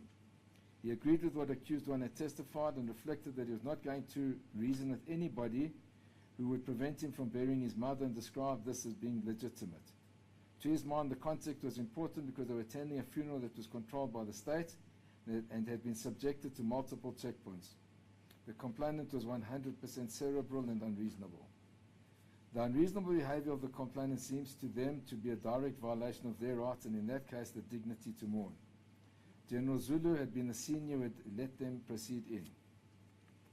The other officers did not want to humiliate them and appreciate that their car could not have gotten there without it being safe. They acknowledged that they had the right to be there and sympathized with them because otherwise the state's entire protocol is futile if at that instance any car could be let in just because the complainant had been pushed. The state had been in charge, and this did not start at the gate. Consequently, he was of the view that it was unreasonable to expect him in those circumstances to ask for the complainant's senior. His life had not been in danger, but his dignity had. His dignity was his life. In any event, the complainant was physical and unreasonable, and his behavior indicated that he did not intend to answer questions from them. 711, under re-examination, stated that the three police officers had restrained the complainant. The lady who had lifted her hand in his vicinity was at least 2 feet away from him. The three police ladies had restrained the complainant. Whilst this was happening, their vehicle had entered the cemetery in the presence of all the other police officers. The hearse that had entered after them was clearly part of the convoy. Both accused had been there in their personal capacities, did not know the complainant, and had not intended to humiliate him. They could not inquire from the complainant whether he had a superior because he was not a conversational person. This was a state event with the state being in charge. Consequently, the state trying to stop them from entering would have deprived them of the opportunity to mourn. The issue of the complainant being humiliated had never been raised by anybody in uniform on that day. Subheading. Response to the state's heads.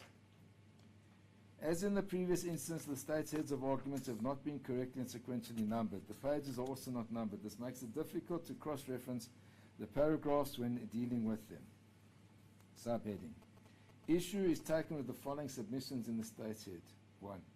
Paragraph 8.4, where it is alleged that there was no dispute that Colonel Fent was going to get permission from the VOC to allow the accused vehicle to enter the premises.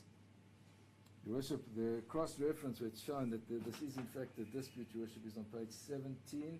The court have also found it. It Yes, is Your Worship. in order. Thank You may just continue. Thank you, Your Worship.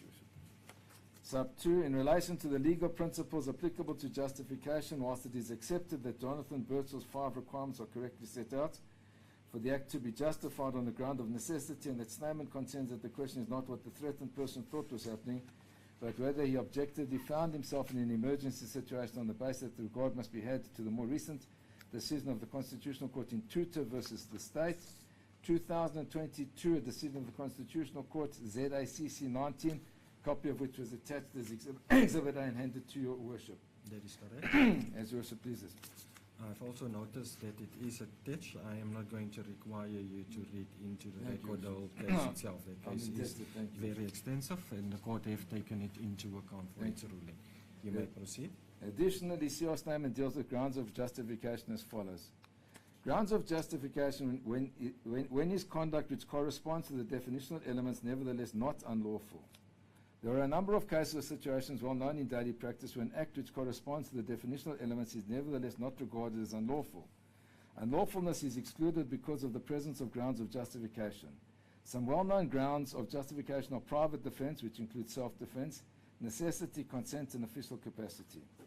One must always first establish whether an act which accords with the definitional elements is not perhaps justified because the legal convictions of society deem the act committed in those particular circumstances in fact to be lawful. The act is then not unlawful. The grounds of justification must be seen as practical aids in the determination of unlawfulness. They merely represent the situations which are most often encountered in practice, which have therefore come to be known as easily recognizable grounds for the exclusion of unlawfulness. They do not cover the whole field of the subject of this discussion, namely the demarcation of lawful and unlawful conduct. The following is an imaginary example of a situation where X's act, which at first sight seems to break the law, is in fact not unlawful, despite the fact that it does fall under one of the recognized grounds of justification. X is the owner of an attractive guest house next to a tarred road. The success of a business depends on the travelling public being able to reach a property via the tarred road.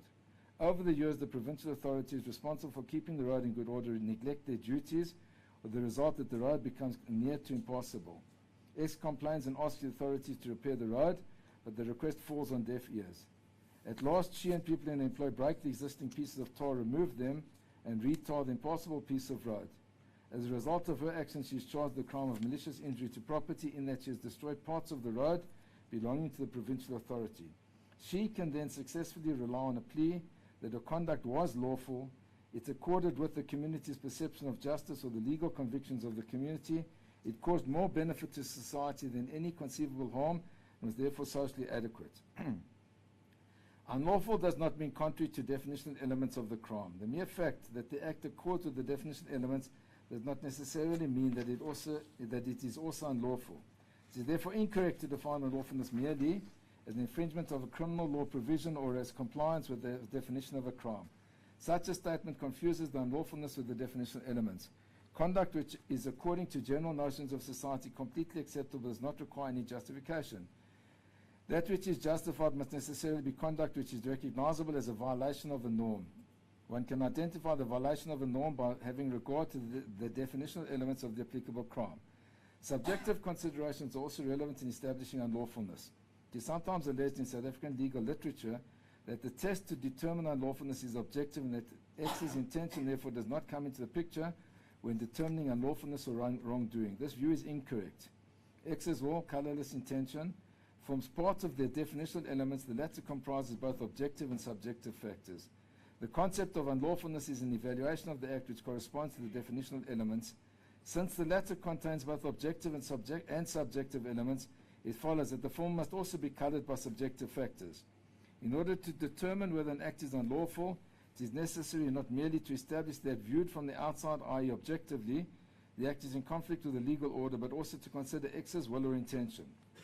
Proving unlawfulness, onus of proof. In terms of the rules relating to the law of evidence, the state's prosecution bears the onus of proving beyond reasonable doubt that X's conduct not only corresponded to the definitional elements, but also that it was unlawful. This means that if in the course of a trial the question arises whether X's conduct is covered by a ground of justification, the onus is on the state to prove that her conduct cannot be justified. In relation to private defense, the Supreme Court of Appeal held in State v. Traynor as follows in paragraph 12. In dealing with the requirement when assessing a claim of private defense that there must be a reasonable connection between an attack and a defensive attack. C.R. Statement in Criminal Law 4th edition states the following at 107. It is not feasible to formulate the nature of the relationship which must exist between the attack and the defense in precise abstract terms. Whether this requirement for private defense has been complied with is in practice more a question of fact than in law, underlined for emphasis.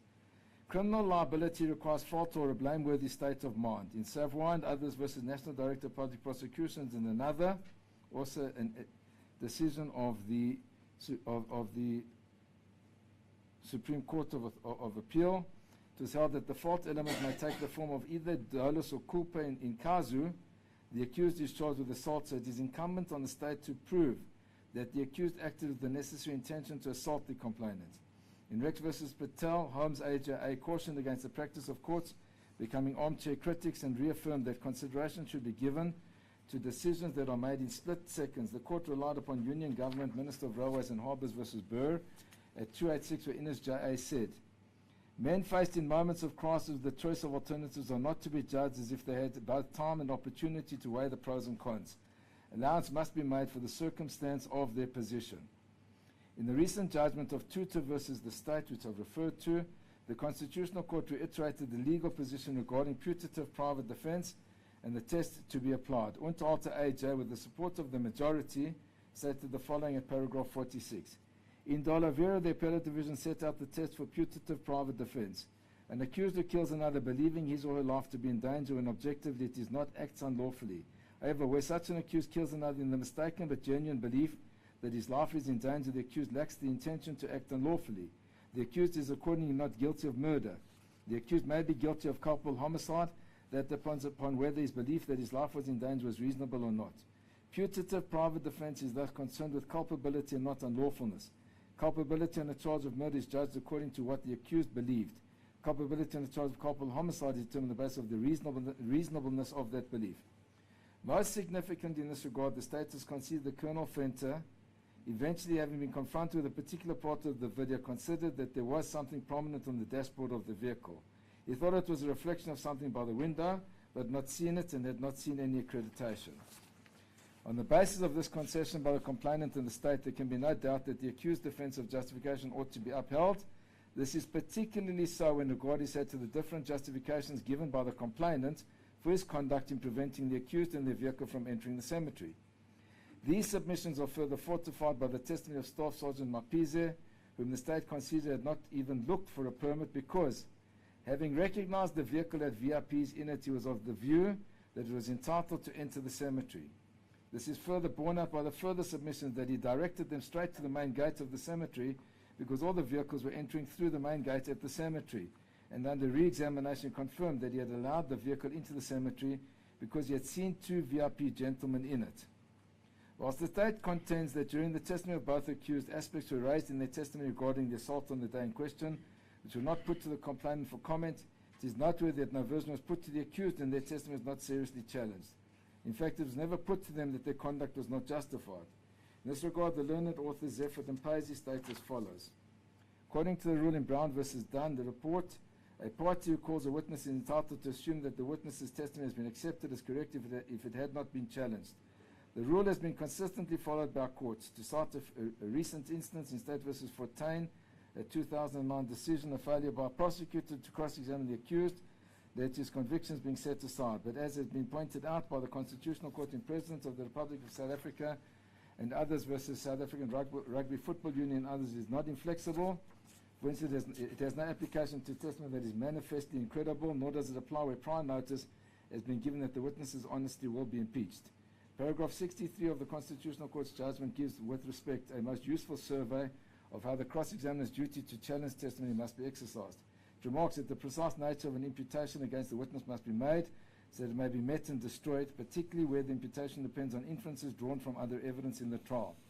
It should be made clear not only that evidence is, but also how it is challenged. This is so because the witness must be given an opportunity to deny the challenge, to call corroborative evidence, or to qualify the evidence given by the witness or others, and to explain the contradictions on which reliance is to be placed. In State v. DiPaolo, it was held to be advisable at least to ask the accused whether he agrees with material allegations made by witnesses for the prosecution. The court must guard against too glib acceptance of an accused's apparent ability to cross-examine, as this can lead too easily to the drawing of adverse inferences against the accused. If the prosecution, however, wishes to contend that the accused's evidence should be rejected, it should cross-examine and give him the opportunity of dealing with the case against him. While there is no absolute rule that a failure by a party to cross-examine a witness precludes him from disputing the truth of the witness's testimony, such a failure, especially by prosecuting criminal proceedings, may, in appropriate circumstances, be decisive in determining the accused's guilt. Of course, a great deal will turn on the circumstance of each case. There may be occasions where a prosecutor may safely decide but not to cross-examine an accused. This perilous course of action should only be taken if at all, after careful consideration when the accused version is manifestly false. The point upon which the witness is to be convicted may be so obvious that it is unnecessary to put it to him in cross-examination, or his story may be so wildly improbable that cross-examination would be a waste of time. In State v. Mancun, Broom DJP stressed that where the prosecutor wishes to contend that the evidence of the accused should be rejected, cross-examination had to take place. While there is no absolute rule that a failure to cross-examine precluded a party from disputing the truth of the evidence, such a failure, especially where the prosecutor was often decisive. It is advisable for the prosecutor to challenge specific facts in the evidence of the accused which he suggested are false, but the mere fact that one of the exculpatory facts alleged by the accused is not challenged cannot be regarded as implicit admission by the state of the accused evidence on the point. In this matter, it is respectfully submitted that the accused both stuck to their respective versions, which in any event corroborated one another and were not challenged on important aspects in cross-examination. In fact, on the estate's above detailed concessions as detailed in respect of its own witness's testimony, there can be no doubt that the version of the accused in this matter is far more probable than that of the eyewitnesses called by the state. In this regard, sight must not be lost of the onus that rests on the state to prove the guilt of the accused beyond reasonable doubt. It is trite law that the onus to prove the accused guilt at the end of a criminal trial falls squarely on the state to prove all the elements of defense beyond reasonable doubt. In this regard, see State v. Heslop. It's quoted, it is a trite principle that in criminal proceedings the prosecution must prove its case beyond reasonable doubt, that a mere preponderance of probabilities is not enough. The onus is on the state to prove the guilt of the accused beyond a reasonable doubt. This means that the accused are entitled to be acquitted if it is reasonably possible that they might be innocent. Reliable and objective evidence serves as a safe measurement to weigh the accounts of witnesses to determine whether the accounts of witnesses meet the requisite threshold. In this case, proof beyond reasonable doubt. In the context of circumstantial evidence that the account given by witness is consistent with all the proof facts to the extent that it excludes every other reasonable inference. The court must be satisfied that the evidence as a whole is beyond reasonable doubt inconsistent with the innocence of the accused in order to convict them. So there is no onus on the accused to prove the innocence, and a mere suspicion, even strong suspicion, is not sufficient to convict them. In effect, therefore, it is submitted that complainant's justification for his conduct was developed by him into allegations of or accusations against the accused. Nevertheless, as detailed above and in the presiding magistrate's judgment, the justification was tailored on an ongoing basis, so the complainant's version changed. This in turn resulted in the allegations or accusations against the accused similarly being tailored and varied on an ongoing basis. Under the heading Contradictions, the state submits that there are contradictions in respect of the facts surrounding the issue of statements taken in the docket. However, there is no material contradictions insofar as the assault that took place on the day in question on the complainant. This is disputed. The only state witness who detailed the assault in statements was Colonel Fenter. His testimony and justification for his conduct is contradictory and cannot be sustained. The state further contends that the assault on the complainant was never disputed. This is not the case and constitutes an oversimplification of the pertinent issues in this matter. The plea explanation and the testimony of the accused made it clear that the issue of mens rea was in dispute. In this regard, both accused were not challenged. They remained steadfast in their testimony that they believed that they were entitled to attend the burial ceremony in the cemetery and that Colonel Fenter was not entitled to prevent them from doing so. There is no evidence to contradict this testimony, and their version in this regard was not challenged. At no stage was this ever put to them that they were not entitled to insist on being in the cemetery in time for the burial ceremony. This in itself should be conclusive of the matter, but at the very least makes it clear that their defense of justification ought to be upheld by this honourable court. The state's reference to previous encounters to justify the conduct of Colonel Fenter is misplaced. Not one of those people had received security clearance and been invited to attend the funeral at the pertinent time. Both of these accused had. Additionally, in each such instance, the complainant stuck to one reason for his conduct. In this instance, as already pointed out by this honourable court, the complainant's justification for his conduct changed throughout his testimony and statements. In this regard, we refer to the decision of Rex versus Blom, where the court held that there are two rules of logic which cannot be ignored when reasoning by inference in a criminal case. Firstly, that the inference sought to be drawn must be consistent with all the proven facts. Secondly, the proven facts should be such that they exclude every reasonable inference from them, save the one sought to be drawn. If these proven facts do not exclude all other reasonable inferences, then there must be a doubt whether the inference sought to be drawn is correct. The court must be satisfied that the evidence as a whole is beyond reasonable doubt inconsistent with the innocence of the accused in order to convict him or her. There is no onus on the accused to prove his innocence, and a mere suspicion, even a strong suspicion, is not sufficient to convict him. Submissions. As testified by the accused, and more particularly accused 2, regard must be had to the context at the time. The court must be careful not to adopt an armchair speculator's approach to the incident in question. Both accused had been accredited and authorized to attend the funeral. It was a matter of international interest. There were time constraints. Colonel Fenter had no justification for not allowing them to do so. Staff Sergeant Mabisa recognized that they were VIPs, were entitled to be at the burial ceremony. All the other officers in the vicinity took no action against them and encouraged them to proceed to the burial ceremony even after the incident. Had the incident been as significant and serious as Colonel Fenter wants this court to believe, the other officers ought to have taken action against the accused. The objective fact that nobody pursued them or regarded the entry of their vehicle into the burial ground as a security threat speaks volumes. These objective factors are the clearest indication that the accused were both entitled to be there. Consequently, their defense of justification ought to be upheld. Whilst it is recognized that the complainant is not obliged to follow the process of Ubuntu and has the right to proceed with criminal charges, such an approach is indicative of his conduct in this matter. Nelson Mandela said the following about Ubuntu, quote, "The power of Ubuntu, the inner core of every person's humanity, could move mountains. Ubuntu is a spiritual ideal, a way of life that is conceptually represented in a whole wide range of sub-Saharan African societies." Conclusion. We have 3 last paragraphs. There are no material contradictions in the testimony of the 2 accused. There are numerous material contradictions in the testimony of the state witnesses. The objective facts and the probabilities favor the version of the accused and militate against the acceptance of the version of the complainant. In contradistinction to the stage when an application for discharge in terms of Section 174 was made, at this stage not only does the state have to prove the guilt of the accused beyond reasonable doubt, but credibility comes to the fore in this assessment.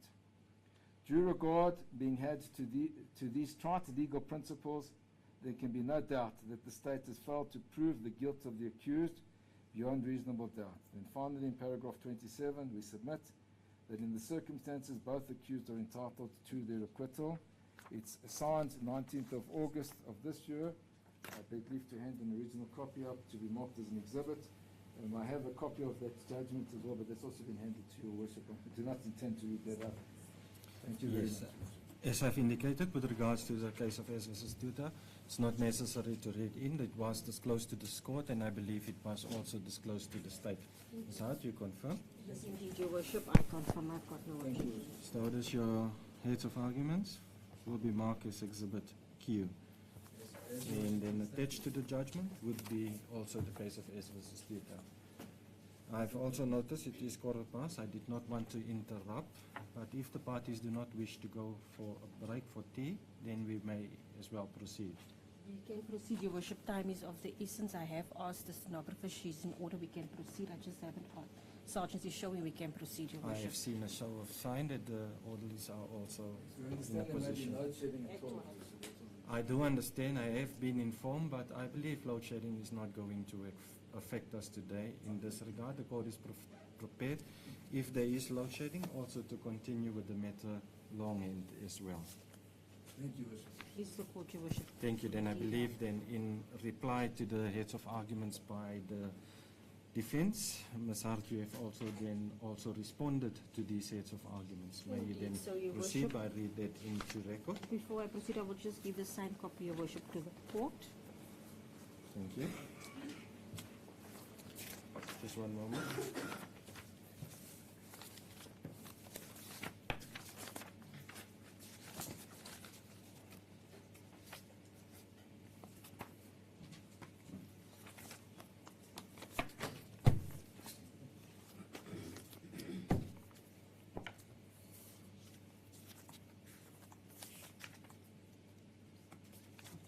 Thank you. Sir, you may proceed. Thank you, Your Worship. I will start.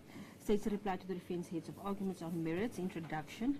After having received the defense heads of arguments on merits, the state will hereby respond to specific aspects raised by the defense in order not to burden the record unnecessarily. The plea. The defense admits that the obstruction on the day in question was illegal and unjustified in the circumstances. The state submits that the law regarding the functions of a peace office is clear and unambiguous under the National Road Traffic Act 93 of 1996. The purpose and function of the complaint on the day in question was to ensure that only family members of the late Ms. Winnie Mandela were allowed to enter the cemetery and no authorized person. In line with this instruction, the complaint was tasked to ensure the compliance thereof.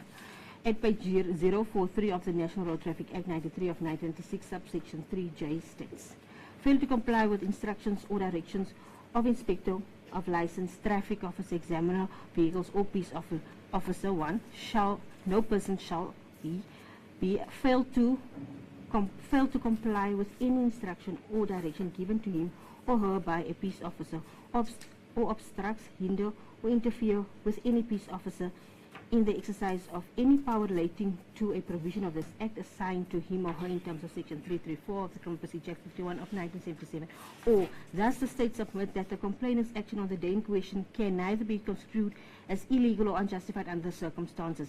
Reply to issue raised by the defense in the state's heads of arguments at paragraph 8.2.1 on page 49 of the defense heads of arguments. In response to page 8.2.1, the state submits that this as was always undisputed evidence, and my learned friend even addressed the confirmation thereof under the following in his heads. Quote, he then said that you will first get permission from the Venue Operations Center, VOC. He then tried to contact the VOC, close brackets. Reference are made to transcripts 2810 of 2020, page 14. At page 8.2 on page 55 of the defense heads of arguments, the state submits that for the court to decide on the issue of justification, the following should be taken into consideration during the evaluation of evidence. 1. The complainant testified that he required the necessary permission to allow them to enter the premises, which at the time he was in the process of doing, and has highlighted in the state's initial heads of arguments. Reference also is made to paragraph 7.1.11 of the defense heads of argument. 2. This should be considered in line with the submission made by the defense in its heads of argument under paragraph 7.1.10 and 7.1.14. At paragraph 11 on page 57 of the defense heads of argument, the state submits that throughout the testimony of both accused, they failed to meet the threshold for the defense of justification as clearly set under the state's heads of argument. At paragraph 12 of page 57 of the defense heads of argument, it should be the state, Your Worship, submits that the evidence before this court is not only restricted to viva voce evidence but also include the real evidence in the form of the video footage which corroborates the evidence of the witnesses insofar as the charge levied against both accused. In S versus Chabalala 2003, brackets 1 SACR 134 SCA, here AJA at 140 A to B. Quote, the correct approach is to weigh up all the elements which points towards the guilt of the accused against all those which are indicative of his innocence, taking proper account of inherent strengths and weaknesses, probabilities and improbabilities on both sides, and having done so, to decide whether the balance weighs so heavily in favor of the state as to exclude any reasonable doubt to the accuser's guilt. The result may prove that one set of evidence or one defect in the case of either party, brackets such, open brackets, such as a failure to call a material witness concerning an identity parade, close bracket, was decisive, but that can only be on an ex post facto determination, and a trial court, bracket, and counsel should avoid the temptation to latch on to one, bracket, apparently obvious aspect without assessing it in the context of the full picture in evidence. Paragraph 13 of page 58 of the defense of argument. The state takes cognizance of the presiding officer's judgment at the time of the section 1 application. However, when looking at the evidence as a whole, at this point in time, the state refers to S versus Slongwa 2010 to SACR 416 SCA, wherein the court referred to S versus Henderson. The Henderson court is emphatic that human memory is not foolproof. Research has revealed that human memory is not like a video recording that a witness is only to replay to remember what happened. Memory is far more complex. The process of remembering consists of 3 stages: acquisition, the perception of the original event; retention, the period of time that passes between the event and the eventual recollection of a piece of information; and retrieval, the stage during which a person recalls stored information. At each of these stages, memory can be affected by a variety of factors. Some aspects of the complete jury instruction on eyewitness evidence issued by the New Jersey Supreme Court are that whether the witness was under a high level of stress, even under the best viewing conditions, high levels of stress can reduce an eyewitness' ability to recall and make an accurate identification. How much time the witness had to observe the event. Time estimates given by a witness may not always be accurate because witnesses tend to think events lasted longer than they actually did. Memories fade with time. The more time that passes, the greater the possibility that a witness's memory for perpetrator will weaken.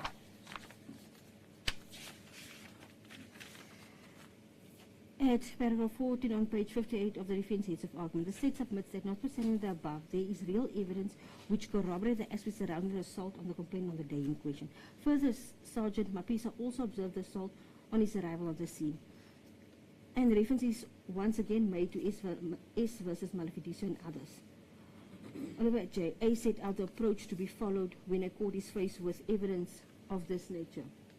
The following approach to contradictions between two witnesses and contradictions between the versions of the same witnesses, brackets such as inter alia between use of viva voce evidence and a previous statement, close bracket, is identical. Firstly, it must be carefully determined what the witness actually meant to say on each occasion in order to determine whether there is an actual contradiction and what is the precise nature thereof. In this regard, the adjudicator of the fact must keep in mind that a previous statement is not taken down by means of cross-examination, that there may be language and cultural differences between the witness and the person taking down the statement which can stand in the way of what precisely was meant, and that the person giving the statement is seldom, if ever, asked by the police of displaying their statement in detail. Secondly, it must be kept in mind that not every error by the witness and not every contradiction or deviation affects the credibility of a witness. Non-material deviations are not necessarily relevant.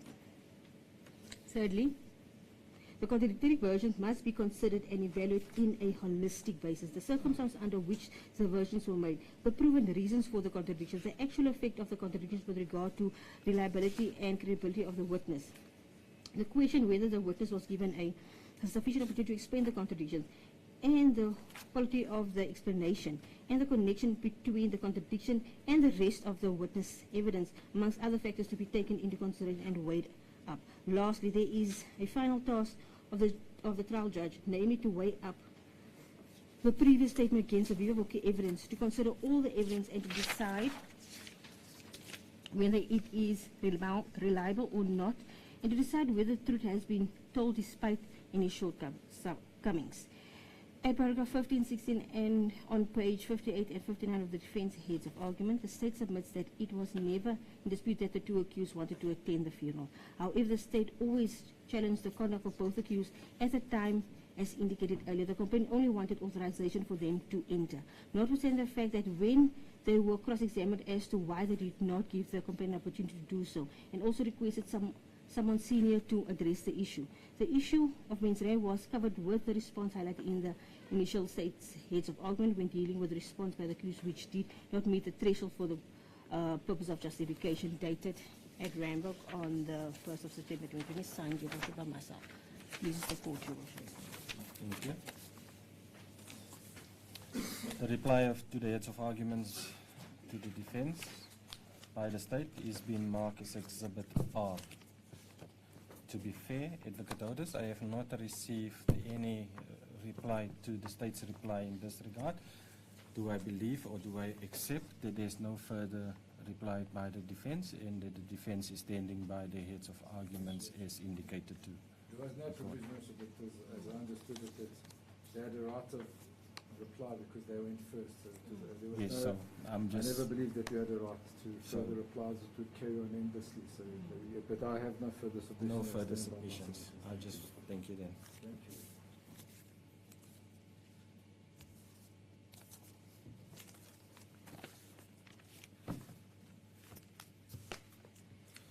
As indicated, the court will proceed, and if load shedding does occur, we will just continue. The court is prepared then to proceed in terms of the matter, even if it is to do the matter long. And this matter is long outstanding, and we need to come to a conclusion with this case itself.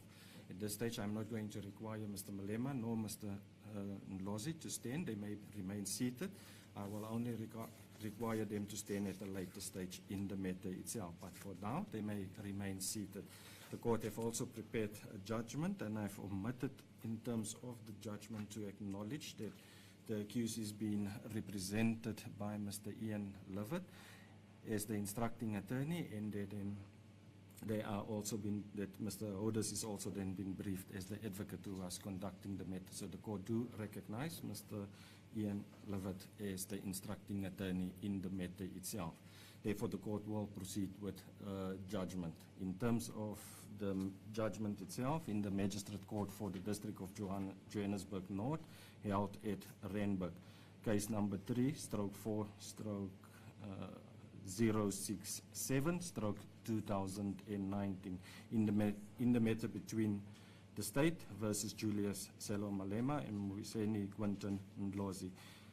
Judgment 1. Introduction. In the matter, the state prosecuted Mr. Julius Malema and Mabisa Quentin Ndlozi on a charge of assault. Accused 1, Mr. Julius Malema, is a 38-year-old male, and accused 2, Mr. Ndlozi, is a 34-year-old male, as per the charge sheet dated 2019. The accused was then legally represented by Advocate Holders, as well as the instructing attorney, Ian Levitt. For all record purpose, when the court referred to VOC or VOC, it should be interpreted to be venue operation service. 2. The plea. Both accused pleaded not guilty to the said charge. Advocate Holders confirmed the plea of both accused was in accordance with his instruction. Mr. Holders stated that the accused elect to make the following plea explanation. The ground of justification. Both accused believe that they were entitled to enter the cemetery for a burial ceremony, that the obstruction of them was illegal and unjustified. In the circumstances, they lack mens rea because they believe, at the very least, that they were entitled to enter the cemetery for the burial. Further, that there is a political agenda here at play. This is an assault case. They both reached out to the complainant by way of Ubuntu. That was rejected by AgriForum. So this turns out to be that there is a political agenda between AgriForum and the EFF, which is being played out here in this court. Both accused has confirmed the statement by Advocate Holders No formal admissions at that stage was recorded. The trial itself, at the closure of the state's case, the accused made an application for their discharge in terms of Section 174 of Act 51 of 1977. The application was also opposed. The application was further dismissed for reasons given then and will not be repeated in this judgment. 4. Evidential material considered. The state adduced the evidence of 6 witnesses, namely Colonel Johannes Jacobus Venter, Dion Klingbeil, Colonel James Bronkers, Colonel Charles Sianego, Warrant Officer Jacobus Nicholas Vosloo Smith, and Staff Sergeant Gilbert Mabisa, who testified under oath. Mr. Jacobus Venter testified that he is employed with the South African Police Service and is stationed at Presidential Protectant Service, Head Office, Pretoria. He is employed as a Lieutenant Colonel with 36 years of experience and 6 years at the Prudential Protection Services. His duty is as follows: a planning officer responsible for the protection of the President, Deputy President, the heads of states, and the former heads of states of the Republic. The incident happened on the 14th day of April 2018. There is a typing error in terms of the judgment to indicate it is 19, but it is 2018. Court repeat. The incident happened on the 14th day of April 2018 at approximately 15:40. He had been posted at Four Ways Memorial Park Cemetery at the outside perimeters, which involved the main gate of the cemetery, with 2 other ladies. His evidence referred to the 4 separate incidents which occurred before the arrival of the hearse: a lady from England, a man from Limpopo in a SUV, and followed by another vehicle, and the 2 ladies who arrived earlier and wanted access. All request entry into the cemetery. Ms. Erasmus from the administrative section of the cemetery explained to the first 3 that they cannot enter or because of the state funeral for the late Ms. Winnie Mandela. And the last 2 ladies was informed by Mr. Mandela Mandela, that they needed to wait. They all understood and left. The 2 ladies with accreditation around the necks also understood the refusal of entry because no one was allowed to enter before the family. Later, at 15:30 and to 15:40, the convoy arrived. First, the hearse, which went to park on the right-hand side of the road. It was followed by the family, President, Deputy President, heads of states, and former heads of states, and ministers. After vehicles has entered, a black Mercedes-Benz approached the gate. He did not see any visible permit. The permit gives you permission to enter, and it will be on the left side of the vehicle's window. He stopped the vehicle and went to the driver, who informed him that the leader of the EFF is in the vehicle. He informed them that the vehicle cannot go in, but they are more than welcome to walk into with other guests. Mr. Malema has informed him that he will not walk in, but drive in.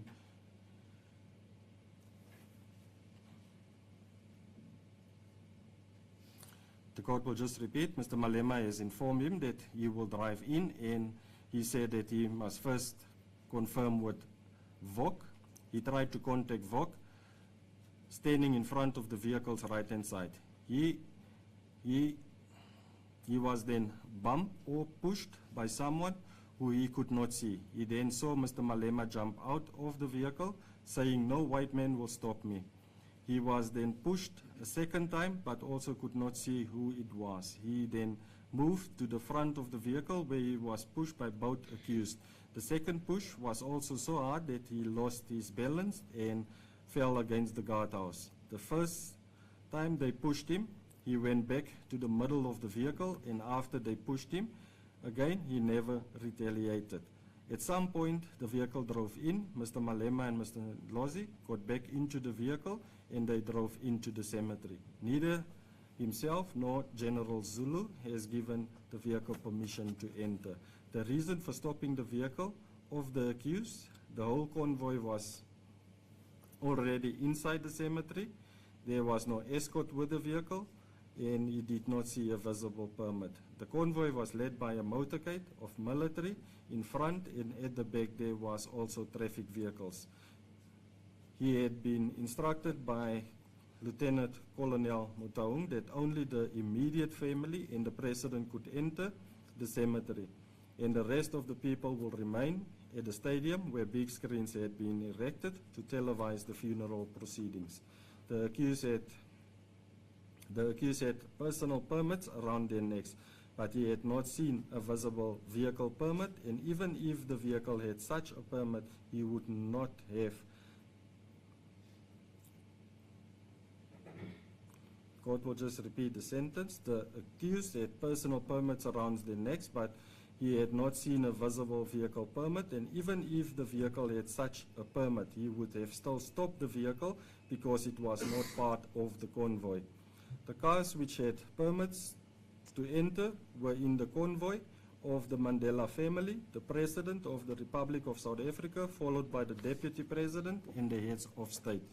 He was shown a map which he identified the parking arrangement and where VOC was situated. He further confirmed the assault on the video footage which is before court. The following was elicited from him during cross-examination: accreditation of the vehicle, how many people was in the vehicle, whether General Zulu gave permission to enter, how many vehicles made up the convoy, what will be the first and the last vehicle to enter, had no list, or whether he had a list of people as well as vehicle which would attend the funeral. And then the version of the accused was also put to him, the right that they have, the right that they are allowed to be there. 5, the next witness was Mr. Dion Klingbill. He is employed at Memorial Cemetery Park, 4 West, as an operational manager since 2007 and was at work on the 14th of April 2018. He confirmed that there is cameras at the cemetery. The cameras was installed in 2016 and it was in a working condition. He further explained where the cameras were situated and where the control room was. He was also approached by Colonel Bronkers for the video footage which he has downloaded on a USB stick. He made a copy for himself, and after the docket went missing, he was requested by Colonel Nama to make another copy. This was done from his own copy because the safe copy on the hard drive no longer exists. 6, the state then called Mr. James Bronkers. He is employed at the South African Police Service for 34 years and is stationed at the Protection and Security Service. He falls under the Incident Management section, which he is the head of, which directly report to the head of the VIP protection. There are 2 sections, Incident Management and Contingency Management. On the 14th of April 2018, he was the acting section head for the incident management at the Protection and Security Service at the SAPS. His duties was to give support to the operation section, monitor all radio communication around the protection services, handle all the incidents and handle all the incidents that take place, activate the contingency plan, and will be the link between the protection services and all other role players. He was notified of the incident at the gate by Colonel General Slabane, Divisional Commissioner of Protectional Services, and the General Zulu was on the scene and handling the situation. He made contact with Mr. Klingbill to receive a copy of the video and also gave a copy to Colonel Venter. An internal inquiry was conducted and it was found that Colonel Venter acted 100% correctly. He further gave evidence in general concerning the protocols which was followed. The following was elicited from him during cross-examination. He was not sure whether the accused vehicle was secured or accredited for the ceremony at Memorial Park. He was present at VOC and has not received any list of dignitaries who are entitled to attend the burial ceremony. He could not dispute that the accused vehicle was compliant. Only General Zulu could explain on what basis she had authorized the accused vehicle to enter the cemetery. He further confirms that the complainant did not have the authority to stop the accused vehicle if they was in the convoy and had all necessary permits. It was also an oversight on his part to close the internal investigation without verifying that the accused vehicle had no permit. 7, the next state witness which was called was Mr. Charles Sianejo. He was the investigating officer in this case. Prior his retirement, he had 42 years of experience in the South African Police Service. He has obtained the video footage from Mr. Klingbeil. Upon receipt of the video footage, he placed it in a forensic bag and booked it into the SAP-13 record. He has further taken the footage to cybercrimes as well. Under cross-examination, it became apparent that he has a very poor recollection of what have transpired in this case because it have happened so long. 8, the next state witness which was called was Jacobus Nicholas Vosloo. He was a warrant officer at Cybercrimes and Deep Web Investigation Detective Services, head office in Pretoria. He has also compiled a photo album which is before court as Exhibit 4. He basically testified concerning the authenticity of the video footage. He further explained the procedure followed in doing so and the protocol concerning the sealing of exhibits in exhibit bags. 9, the last state witness was Mr. Gilbert Mabisa. He is employed by the Johannesburg Military Police as a staff sergeant with 33 years of experience. He was stationed outside Memorial Park Cemetery. He stopped the accused vehicle after the convoy has entered, which was a vehicle came, which was traveling alone. After noticing the accused, he directed them to the gate because he recognized that there was VIPs in the vehicle. Afterwards, he just heard noises, saw people pushing each other, and approached them. He came between them, and accused 2 was furious and asked why they are not being allowed to enter.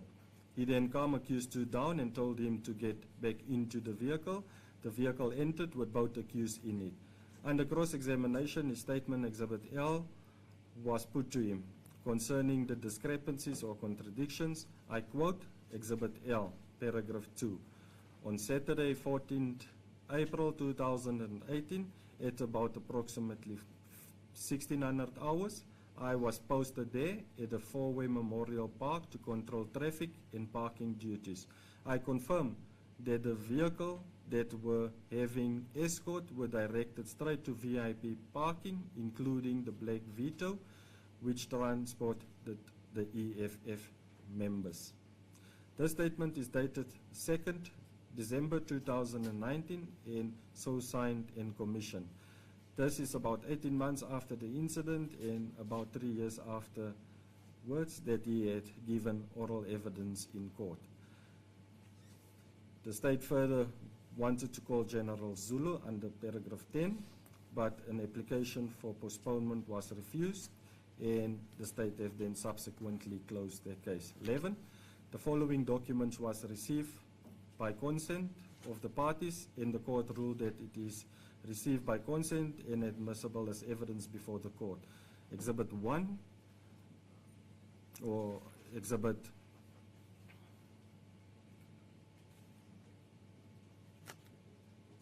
A is the program for the funeral services for Miss Winnie, the late Winnie Mandela, Exhibit B, witness statement of the complainant. Exhibit C is a typed version of the complainant's statement. Exhibit D is also a statement made by the complainant. Exhibit E is then the statement by Ms. Zinzi Mandela.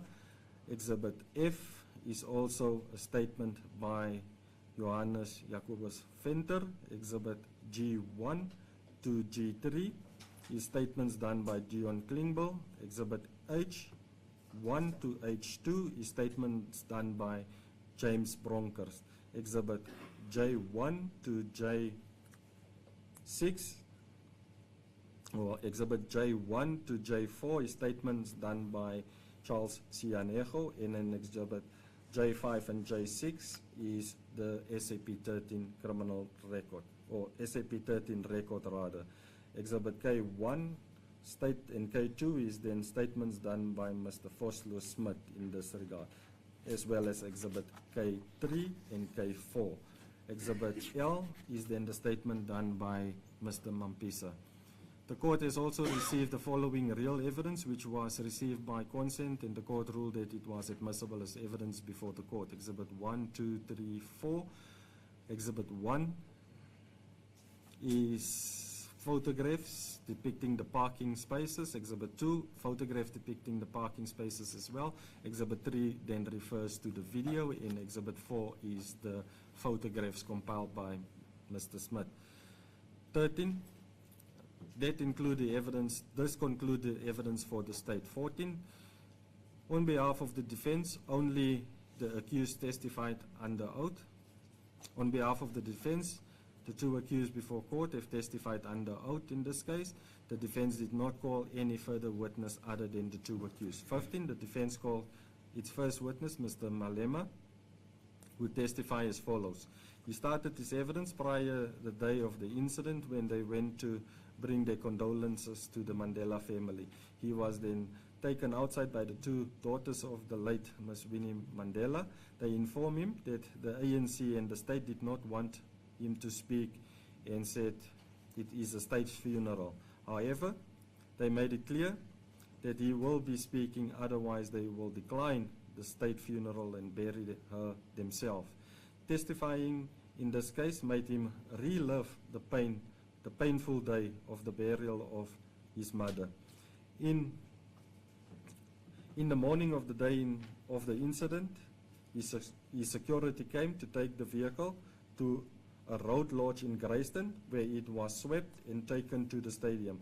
It was only a few vehicles which was allowed to the stadium. Not even ministers' vehicles was allowed. Only the minister who were part of the preparation.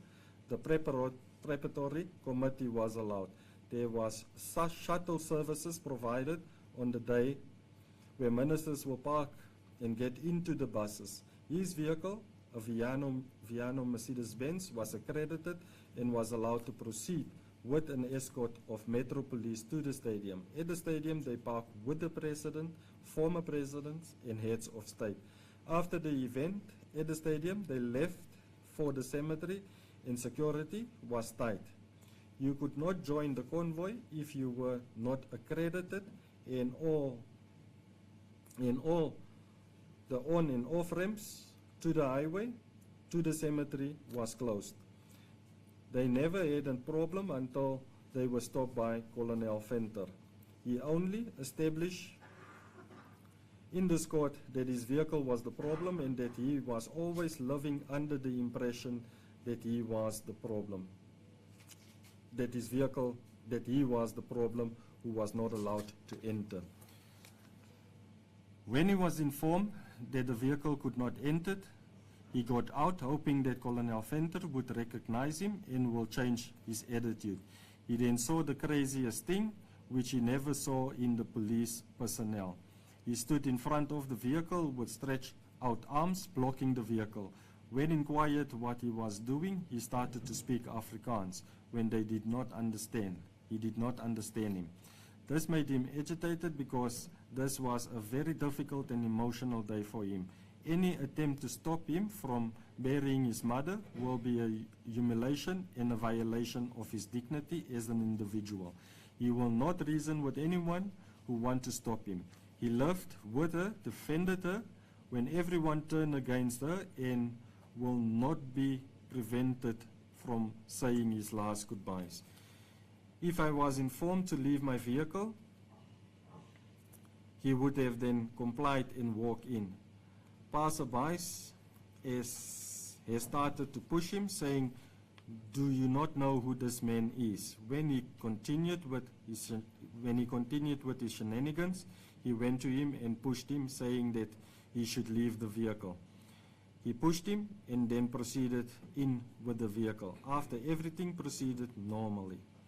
If the vehicle is not accredited, it would pose a security risk. His vehicle was compliant and was not towed away, nor was reinforcements called to come and deal with the situation.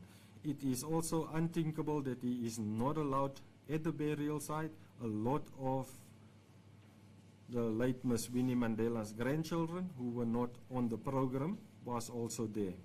He confirms Exhibit E because they are not proud of what have happened and try to resolve the matter by way of Ubuntu. In respect of the video, he indicated that it did not depict all the events of the incident. He confirmed that he has pushed Colonel Venter for the following reasons: to get away from the front of the vehicle so that he could enter, because he had no justifiable reason to stop their vehicle. While pushing him, the vehicle entered. They were no longer stopped. He confirmed that their accreditation depicted as per Exhibit 4. Culturally, being stopped had the following effect on him: denied closure.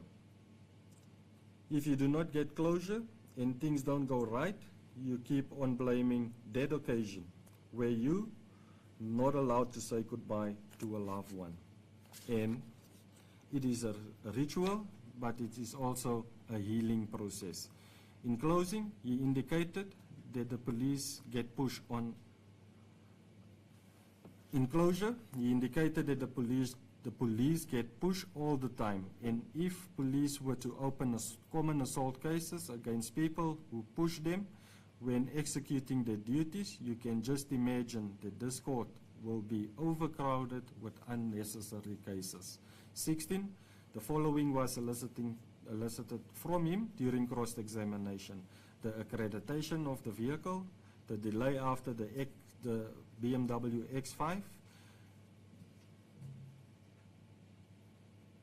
the accreditation on the dashboard, whether he requested or spoke to Colonel Venter's supervisor, his state of mind when he pushed the complainant, the other 3 police officers, whether his life was in danger or not, and whether they were stopped. 17, the defense then called Mr. Ndlozi. He indicated to the court that on the 14th of April 2018, he was the spokesperson for the EFF, and his duties was to travel with the president of the EFF, Mr. Malema. He woke up early in the morning to attend the funeral of the late Miss Winnie Mandela. After the vehicle was swept, they went to the stadium with JMPD escort. After the proceedings at the stadium, they joined the convoy to go to Memorial Park Cemetery. All the on and off ramps to the cemetery was blocked off. At the gate of the cemetery, they were stopped, but it was not clear why they are being stopped. When they asked the driver why they are being stopped, he said that there had been a concern about their credentials.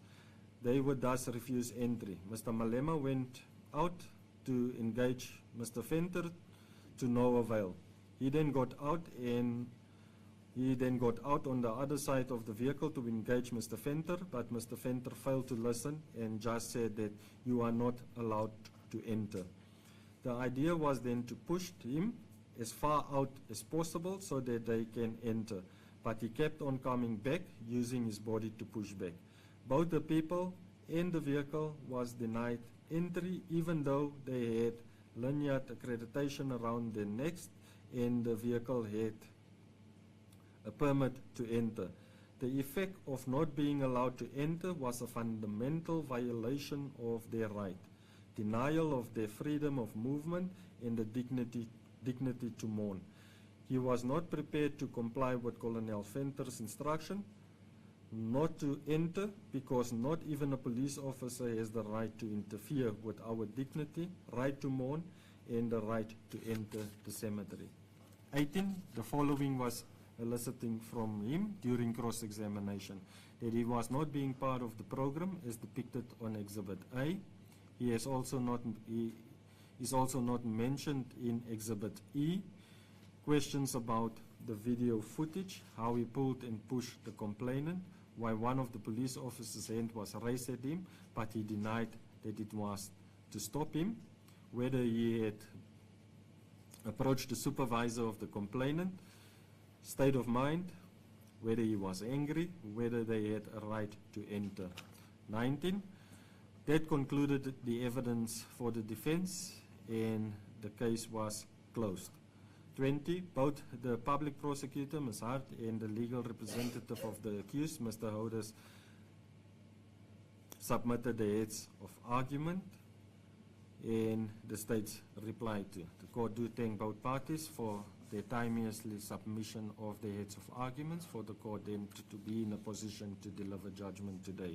21, the state submitted overall that it had proved its case beyond a reasonable doubt that the accused should be convicted based on the following reasons. That the accused acted in common purpose when they assaulted Colonel Johannes Jacobus Venter. That the accused did not have any justifiable ground to assault Colonel Venter. That the defense of necessity and putative necessity is not applicable since the life of the accused was not in danger. There is no evidence on record to show that there was any harm or that harm was imminent on the accused. That a person cannot escape criminal liability if he is the cause of the default. That it was not necessary for the accused to avert the threat in the manner they have, and that they should do, and that they have done more harm than what is necessary. Even if there is contradiction, discrepancies, they are not material. Not every discrepancy in a statement affect the witness credibility. 22, the defense submitted that the accused be acquitted on the count of assault because the state failed to make out a case beyond a reasonable doubt based on the following. There are no contradictions in the version of both accused.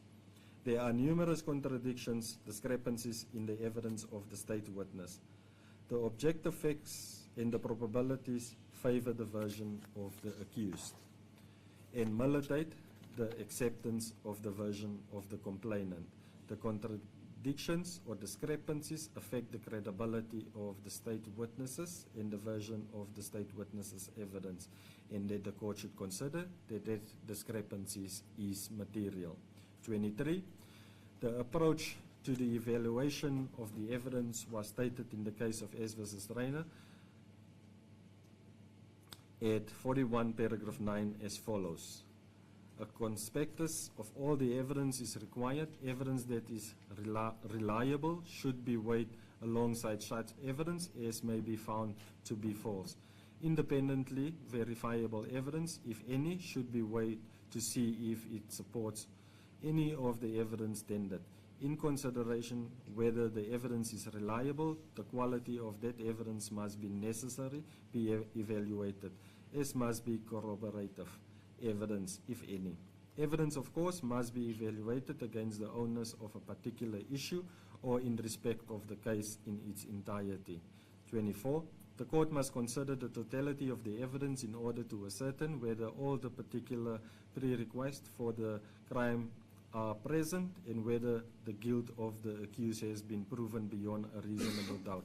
In order to establish the answer to the question, the court must have regard to the credibility of the witness, the probabilities, and the authority concerning the matters of this nature. In the case of S versus Jackson, the citation is as per the footnote. The court is not going to read into record the footnotes itself. It will be available to both parties to go through the footnotes itself. In 25, the case of S versus Jackson, the court held that the burden is on the state to prove the guilt of the accused beyond a reasonable doubt, no more and no less. There is no burden of proof on the accused to establish his innocence. 26, in South Africa, many attempts has been made to define the standard of proof in many cases. The phrase reasonable doubt in the phrase proof beyond a reasonable doubt cannot be precisely defined, but it can well be said that it is a doubt which exists because of probabilities or possibilities which can be regarded as reasonable on the grounds of general accepted human knowledge and experience. Proof beyond a reasonable doubt cannot be put on the same level as proof beyond the slightest doubt, because the onus of adducing proof as high as that would in practice lead to the defeating the ends of justice. 27. This then implies, as per the case of R versus Malambo,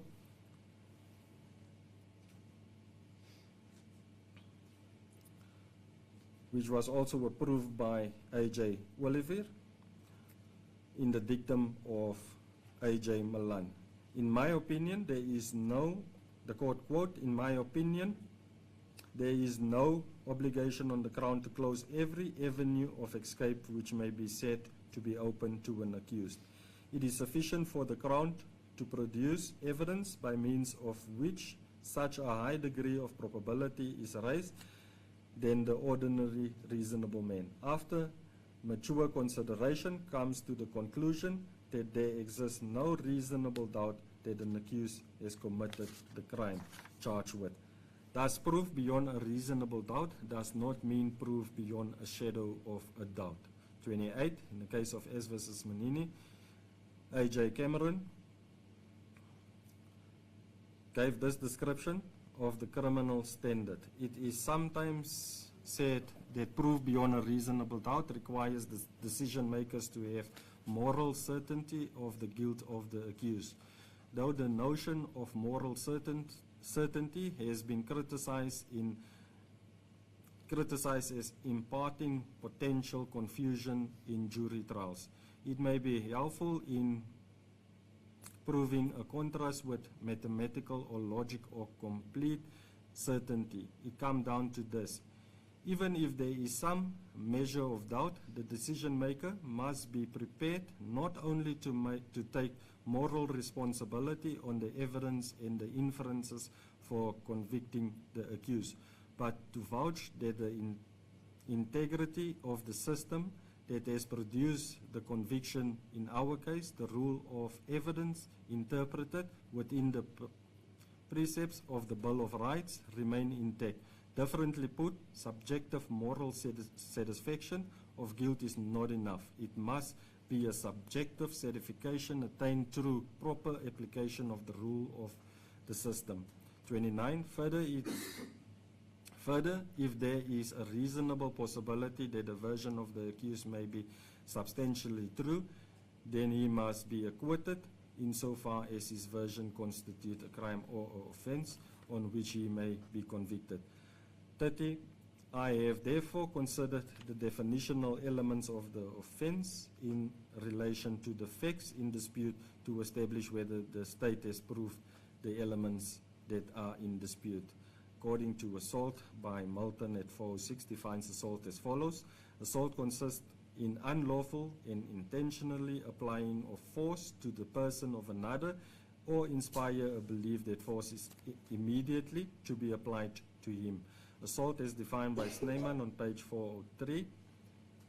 Assault consists in unlawful and intentionally applying force directly or indirectly to a person of another or inspiring a belief in another person that force is immediately to be applied to him or her. 31. The elements of the effect is the act. The element manifests itself in one or two ways, namely through the application of violence and through threats of violence. Unlawfulness. The legal convictions of the community requires that the physical integrity of a person should be protected. This, however, does not mean that every impairment of the said physical integrity will constitute unlawfulness. The impairment of the physical integrity of a person will be unlawful when, according to the objective reasonable criteria, it is unreasonable. Also, intention. The perpetrator must have the intention to apply violence to another person, see rebo, in this regard, or the threat or threaten him in such a way that a belief or fear is inspired in the mind of the latter with the above mentioned qualification. 32. The facts not in dispute. The date, time and place of the incident, that the accused was stopped by Colonel Venter, that mediation failed. There are no dispute with regards to all the exhibits before the court, and the court has accepted all the exhibits as evidence and ruled that it is also admissible as evidence before the court. The facts in dispute, the court is only going to basically deal with the two main issues. Those are the real facts which is then in dispute. The justification of the assault and the intention of the accused, which is in dispute between the parties. 34. The court considered the evidence of the state witnesses. I will, however, only deal with the evidence of Colonel Johannes Jacobus Venter and Staff Sergeant Gilbert Mabisa for purpose of this judgment, because all other witnesses such as Dion Klingbeil, Colonel Charles Cianego, Warrant Officer Johannes Nicholas Vosloo Smith, evidence is basically not in dispute. Their evidence point to the obtaining, investigation which was done, in the gathering, in the verification of the authentication of the video, and the lost docket reconstruction. Although the evidence is not the most satisfactory and may be subjected to criticism as well, I found that all of them has made errors in regards to their statements they made, and others also had loss of memory when confronted with specific details of the case itself. Irrespective of these inadequacies, I found that most of the evidence don't take the state's case any further, and most is not in dispute, and the errors become immaterial in this regard. Therefore, after carefully considering their evidence, there are no inherent improbabilities in their evidence, nor could I find any indication that their evidence was fabricated. The defense heads of arguments under 35, paragraph 35 of the court's judgment. The defense heads of arguments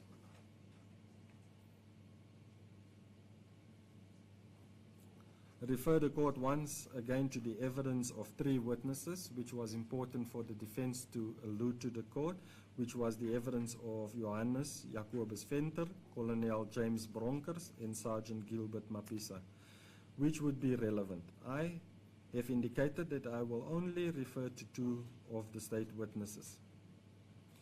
Due to the following reason: Colonel James Bronkers did not witness the assault, nor does he have any direct evidence of the assault. He was only informed of the incident at a later stage. He could only assist the state's case in testifying of how the video footage came to be and what he perceived the procedure to follow at the state funeral out to be. He also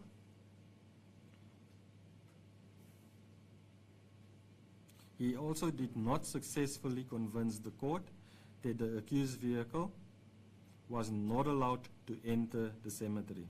He was not even aware of how the procession would take place from the stadium to Memorial Park Cemetery. He did not have a list of the dignitaries an accredited or authorized vehicle and people that were allowed to enter the cemetery, nor was he aware of its existence. He failed to dispute that the accused vehicle had been compliant.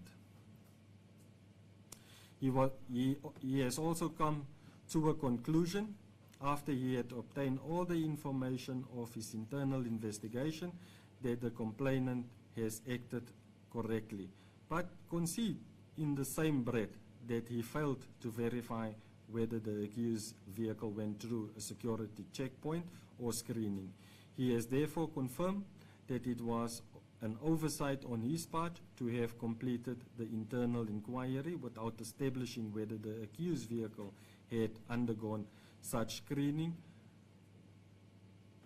or not.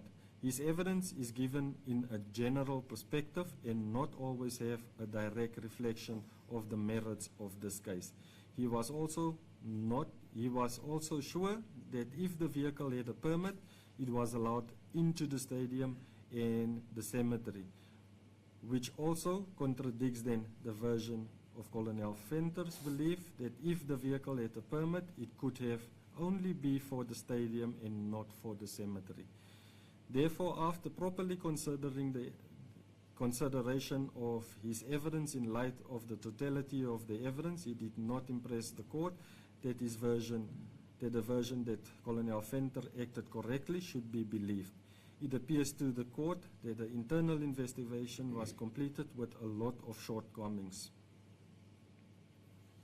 However, due to my ruling in terms of the Section 174 application, I have already indicated the views of this court with regards to the accused's vehicle permit to enter the cemetery in this regard. I will, at this stage, not take this point any further. Due to the Section 174 application, I've already indicated that the court have believed that the accuser's vehicle had a right to enter in this regard. In the evaluation of the evidence of Colonel Venter, Johannes Jacobus Venter, the court remarks as follows under paragraph 36. He is the person who has stopped the vehicle of the accused and denied them entry. After he refused entry, he was assaulted by way of pushed by both of the accused. He had not retaliated in any manner. He has not given them any permission to enter. The only credible piece of evidence is that his version is corroborated by Exhibit 3 and a portion of Staff Sergeant Gilbert Mapisa's evidence. The state indicated that the court should accept the evidence of the witness because there is no material contradictions in his evidence and that his evidence is being corroborated by Exhibit 3 and that of Gilbert Mapisa concerning the assault. The defense rebutted this view and argued that these contradictions cannot be assessed in isolation of the version of the accused in respect of their defense of justification, and that it is indeed material. The following terms of the version of his version is established. He made 4 statements which has given rise to discrepancies, and the state replied that these discrepancies is not material. These contradictions is greatly in respect of the fact surrounding the issue of his statement and his oral evidence that address the issue of entry as a person or a vehicle, had to have a permit and being part of a convoy. He did not see a visible permit, or someone may have put it there later to something resemble of a reflection that may be there. Whether they were given permission to enter or not.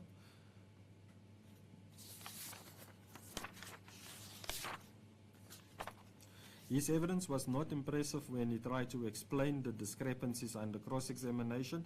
Objectively, he has not conceded anything favorable to the defense, even if it is clear that he had no grounds other than to concede. For example, in his statement, he creates the impression that they, as a person, are not allowed to enter, and then he wants to justify it as meant to say they should be interpreted as a vehicle. State argued that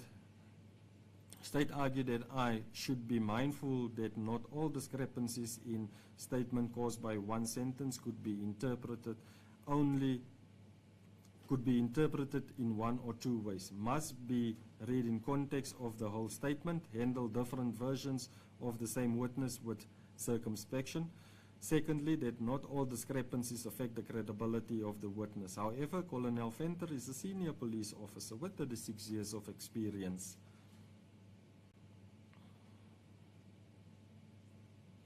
Which 6 of those years was within the South African Police Services Presidential Protection Services, head office in Pretoria. He is not a normal police officer or a constable or a lame person in this regard.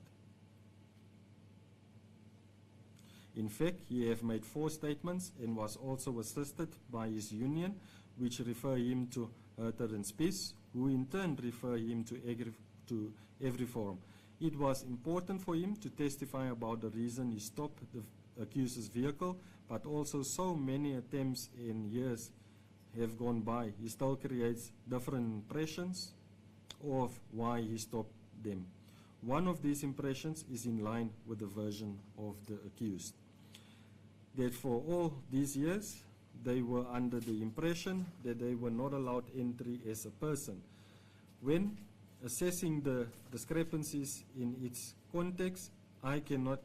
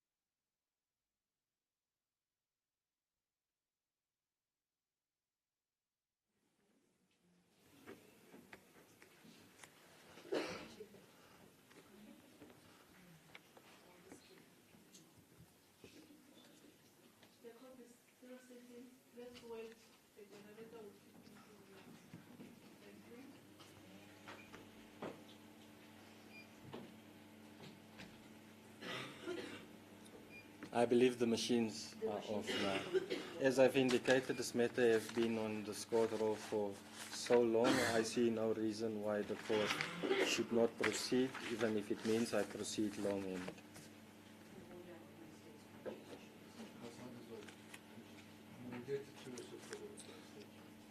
I also am aware that the court have granted the media access to record as well, but they should also be prepared for load shedding in this regard. So I am going to proceed with the matter, whether they are recording or not in this regard, but the matter needs to come to a finality.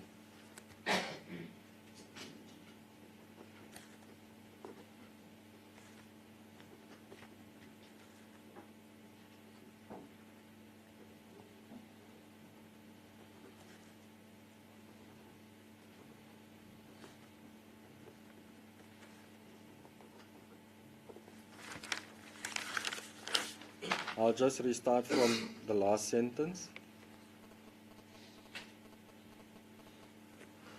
That for all these years, they were under the impression that they were not allowed entry as a person. When assessing the discrepancies, it is in its context. I cannot attach any other meaning that this is a discrepancy or contradiction when read it in totality. It don't make sense, and it does not affect, and it does affect credibility of the witness. He should know why he stopped them and why he refused entry. This case is going on for years, and yes, I do acknowledge the reason why a statement is being made in the first instance and what may give rise to errors in a statement, such as language, various cultural differences between the witnesses and the person who took down the statement, and the fact that no explanation is required when taken down the statement. But 4 statements, same errors, says a lot. Now, ultimately, this is what the state wants the court to believe. The statement versus the oral evidence should not be inferred out of context but assessed in a whole. So the time the witness made the first statement when memory was better reserved is actually secondary to the oral evidence which is given years later in the whole context. I must accept that in spite of these contradictions, it has no effect on credibility. I disagree with this view and found that the discrepancies does have an effect on credibility. After mentioning this, I am further aware that not all contradictions and discrepancies is material. For it to be relevant, it must have an effect on the definitional elements of the offense. It may be viewed, as the state indicated, that it is irrelevant in the defense as per their heads of argument that the discrepancies is material. These discrepancies goes to the heart of the right to enter and has a bearing on the accuser's version of justification.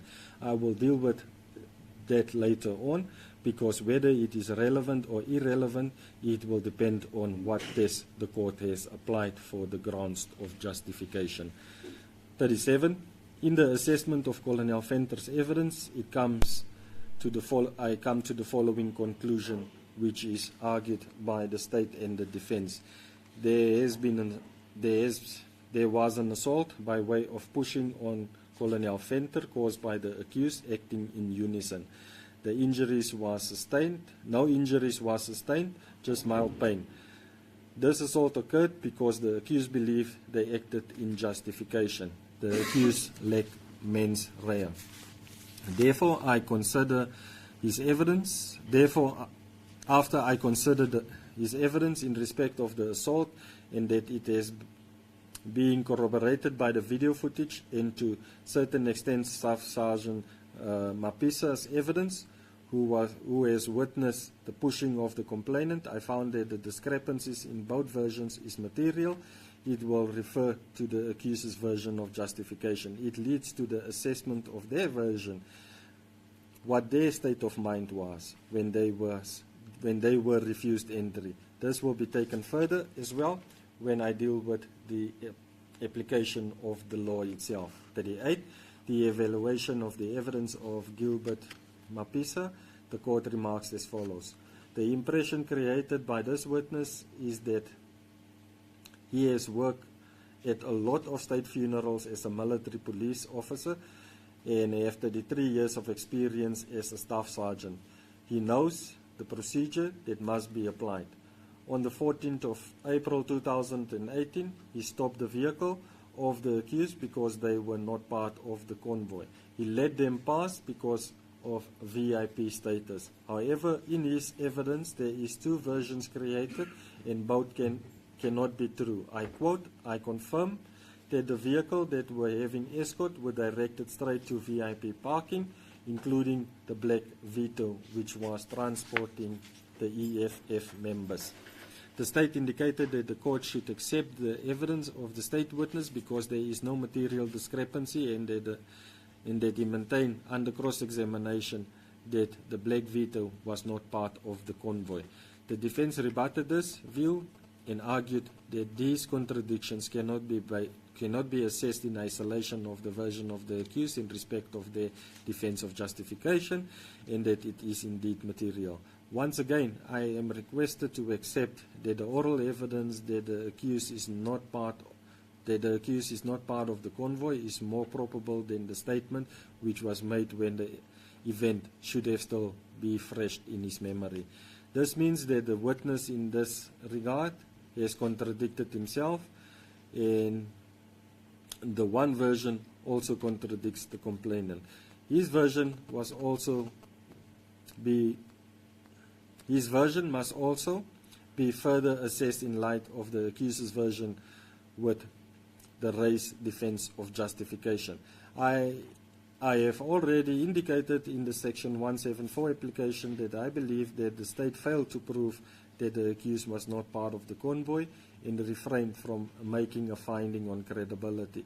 Now that all the evidence has been placed before the court will make a credibility finding at the conclusion of the case, of the ruling.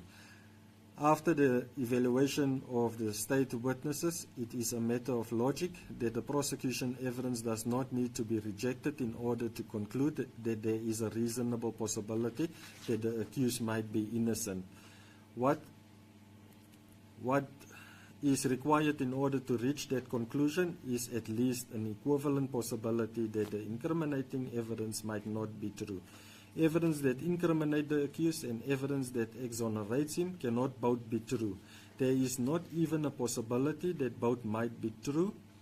The one is possible true only if there is an equivalent possibility that the other is untrue.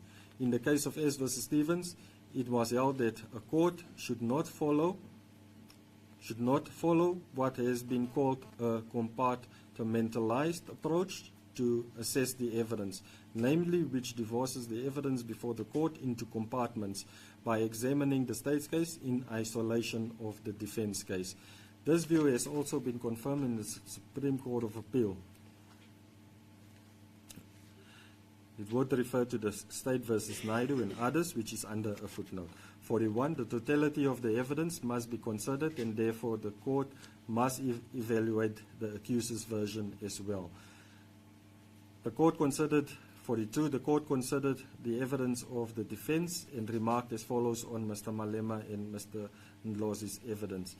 The defense addressed the court, and their version should be accepted because of the following reasons. They have successfully raised the defense of justification. Their version was concise, and they did not crack during cross-examination. They did not hesitate to give answers. Their oral evidence and plea explanation is precise. They stood by their version and did not deviate in any manner.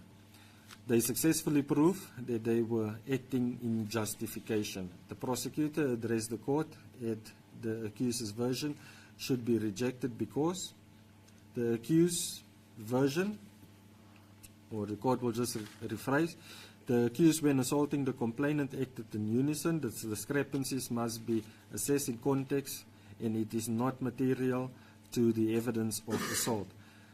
That there is no version which was put to the complainant that they did not assault him. The accused did not act in necessity, that the defense of justification should be dismissed. The accused, when giving their evidence, was not elusive to questions and did not hesitate in answering any questions. They have not contradicted themselves or created different versions before the court. I cannot also find any improbabilities in their evidence. On this basis, I have not assessed their evidence separately, as their versions is similar in nature and they have no contradictions on one another. They have also given court a detailed explanation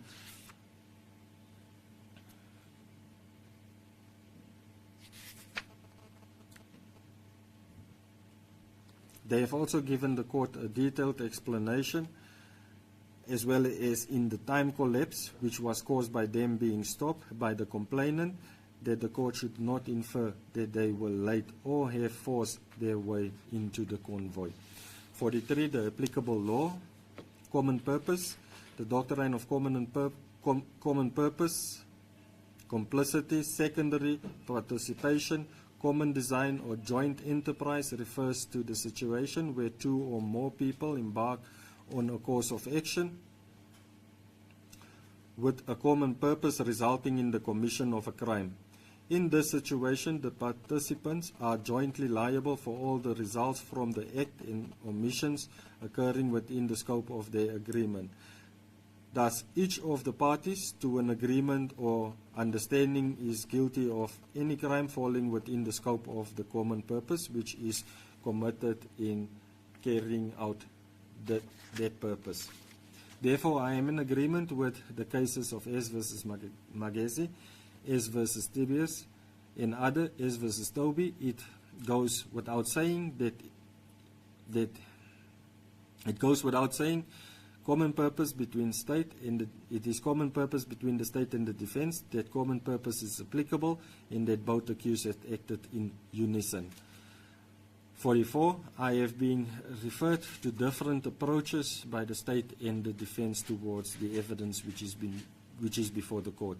The state indicated that the court must assess the ground of justification to be necessity and that the defense as putative private defense must also to be considered. Therefore, a cardinal principle of criminal law is embodied in the maximus actus non facet reum nisi mens sed rea. An act does not make a person legally guilty unless the mind is legally blameworthy. Necessity. Definition: act in necessity if he acts to protect his or somebody else's life, physical integrity, property, or other legal recognized interests endangered by a threat of harm which has begun or is immediately threatening on which cannot be averted in any other way, provided X is not legally compelled to endure the danger and the interest protected is not out of proportion to the interest threatened. Requirements for the defense or for the plea of necessity: a legal interest must be threatened. May protect another. Emergency begun, not yet ended. X can rely on the defense if he caused the emergency. X must not be legally compelled to endure danger. It must be the only way to avert the danger. X must be concise and emergency exists. Not be harm caused or not be more harmful caused than what is necessary. Defense of necessity and private defense is almost similar but differs in material aspects. The difference between the defense of necessity in both cases: act protects certain interests, life, physical integrity, and property against danger. The difference between origin of the attack: defense from an unlawful human attack, necessity from an unlawful human attack or circumstances as a natural occurrence.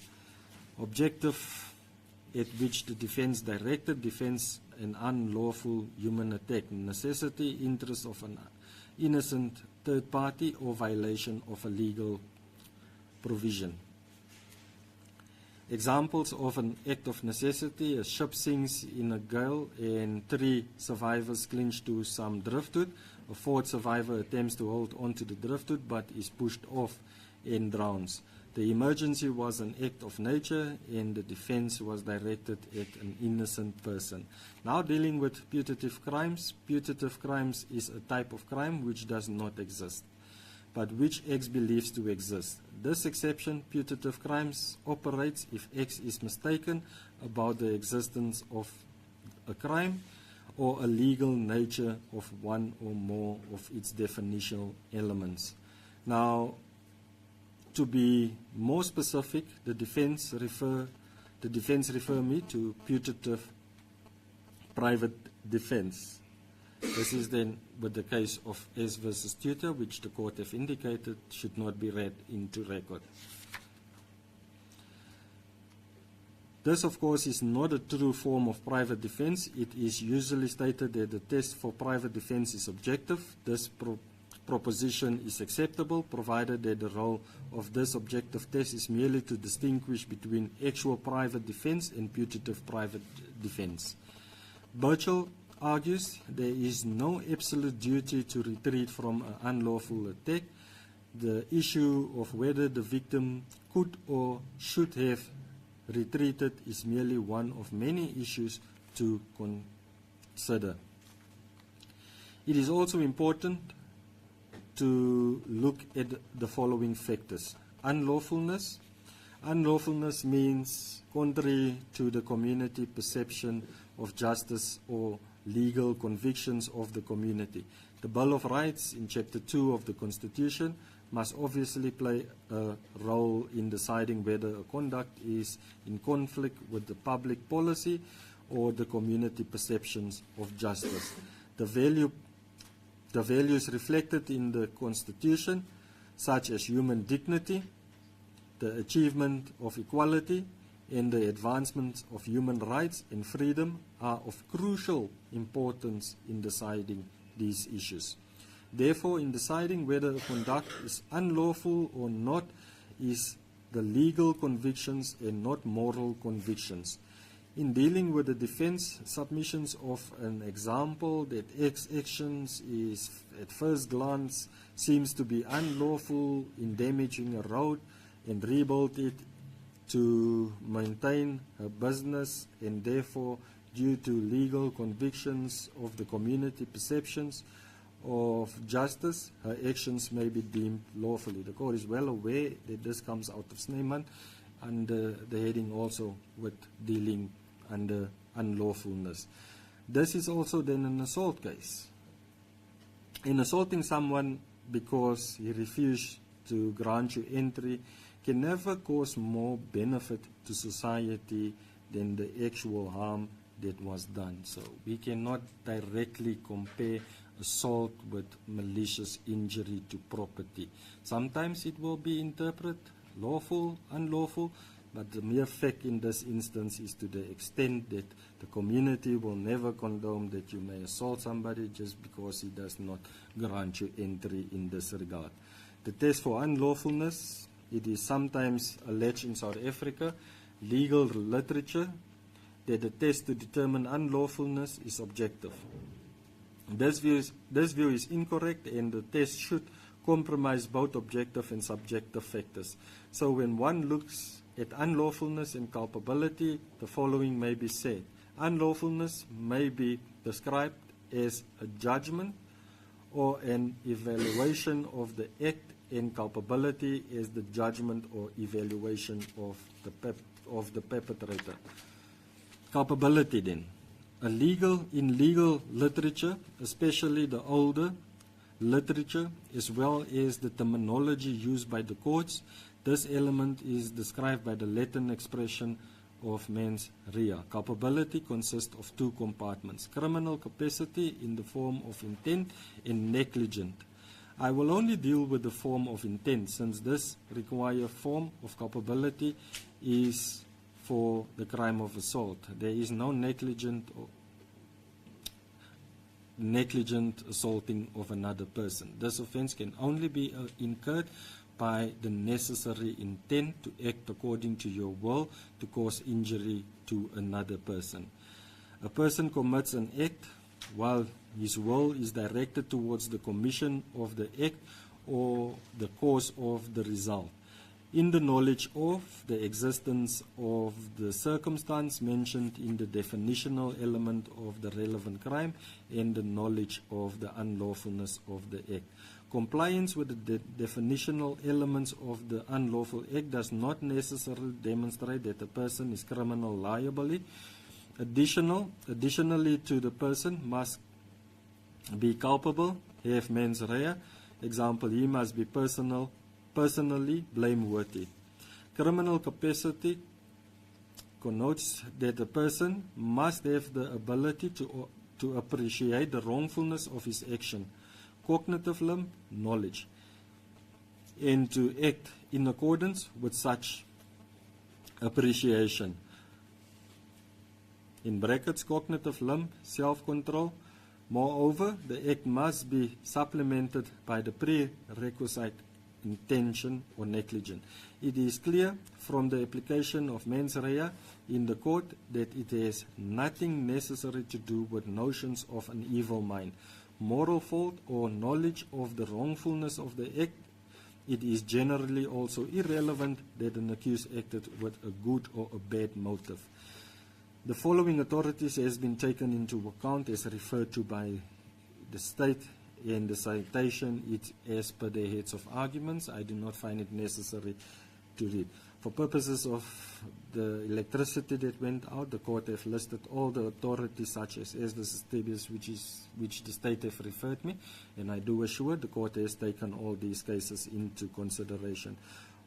All these cases refer then the court that needs. All these cases refer to what needs to be proved in the requirements with reference to the unlawfulness, real evidence, corroborations, and ultimately the discrepancies, and as well as common purpose as the state have indicated. The defense has also referred the court to the following cases cited as per their heads of arguments, S versus Trainer, and all of other cases as well. But for this record purposes, I believe the most important case which is to be considered is the defense case of S versus Tutor, which they have attached to the heads of arguments, and I believe that is the reason why the full case has been also placed before the court. Now 46, or just before 46,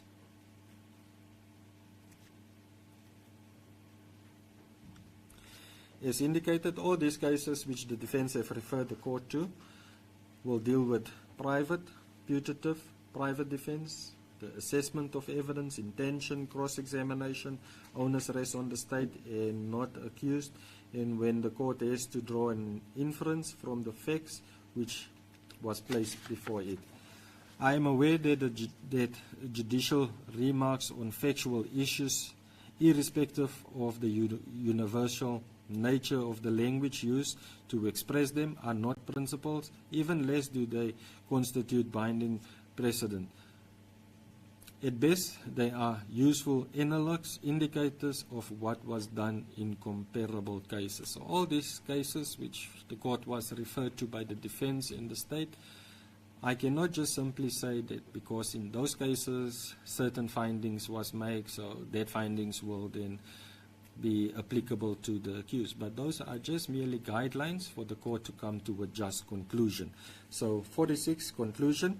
47, in deciding whether there is political agenda between the state, every forum, and the National Prosecuting Authority, I found that the only reference to this is in the accuser's plea explanation, and particularly in Mr. Malema's evidence in cross-examination.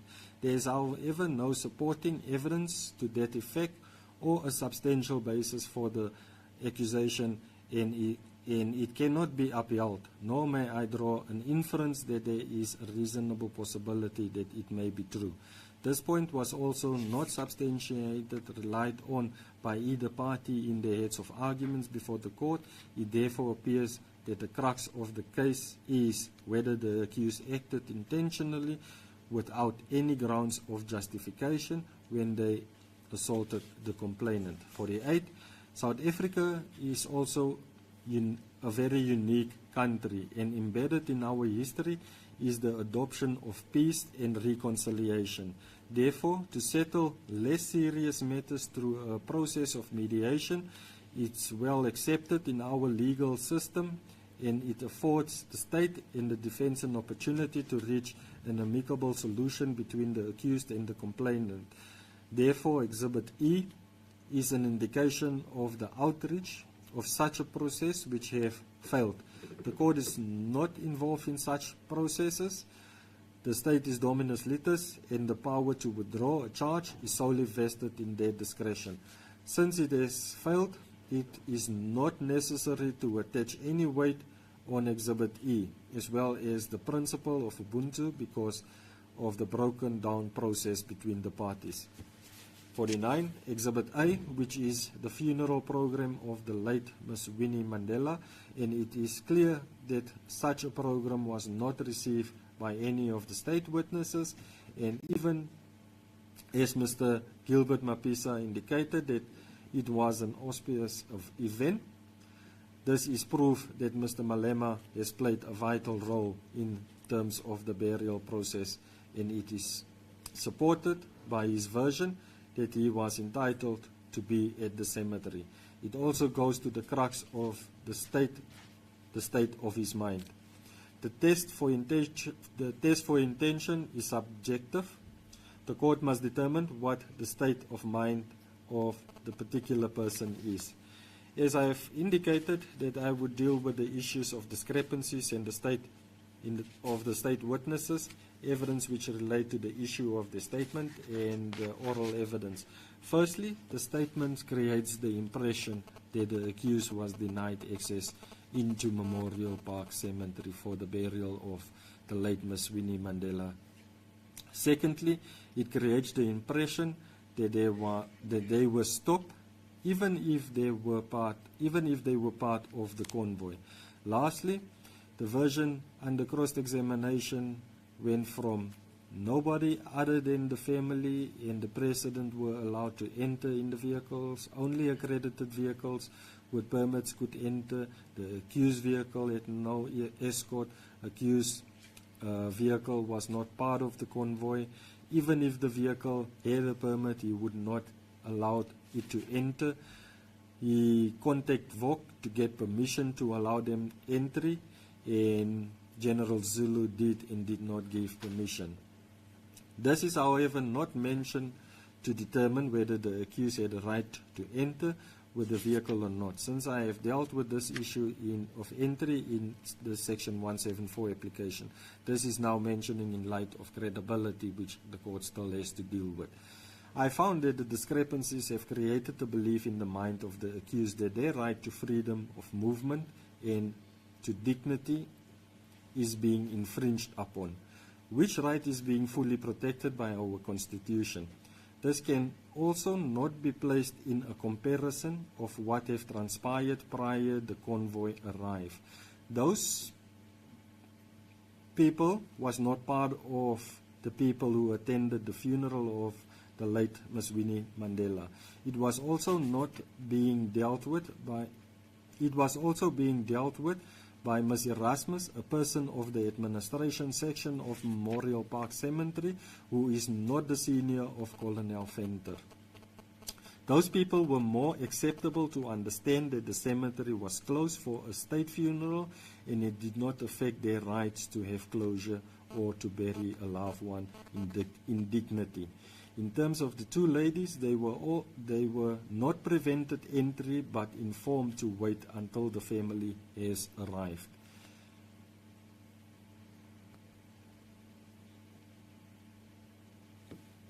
The court will just repeat that sentence. The two ladies were basically informed. They were not prevented to enter but informed to wait until the family has entered. So no impression was created that they are not allowed to enter as in the circumstances of the accused. Therefore, in comparison with the accused, who was part of the people who attended the funeral, and Mr. Malema, who played a vital role as per the funeral program at the stadium, that this submission that there was an alternative method to deal with the issues of entry cannot be upheld nor have any weight nor any basis. I understand the state submission saying that these issues could have been dealt with differently, but not all people act in the same manner when faced with a threat or danger. In approaching the matter to say that because the 5 people was being dealt with in a certain way, and that the accused could have spoken to the senior of the complainant to gain entry peacefully would be to apply an objective test without considering the subjective approach as per the case of S versus Tutor. In this case, the applicant was convicted of murder and later on appeal released on the grounds that the court has applied the wrong test in assessing the ground of justification. The facts is shortly that the applicant stabbed 2 police officers who was chasing him, whereby one died and the other one critically injured. He was convicted of murder and attempted murder. His defense was that he believed that the people who chased him wanted to rob him. He has informed his sister after the incident and also the next day went to report the incident at the police station and was then arrested. On appeal, the court found that the subjective test should be applied to determine whether the ground of putative private defense exists. The state of mind of the applicant at the time of the incident should therefore be considered.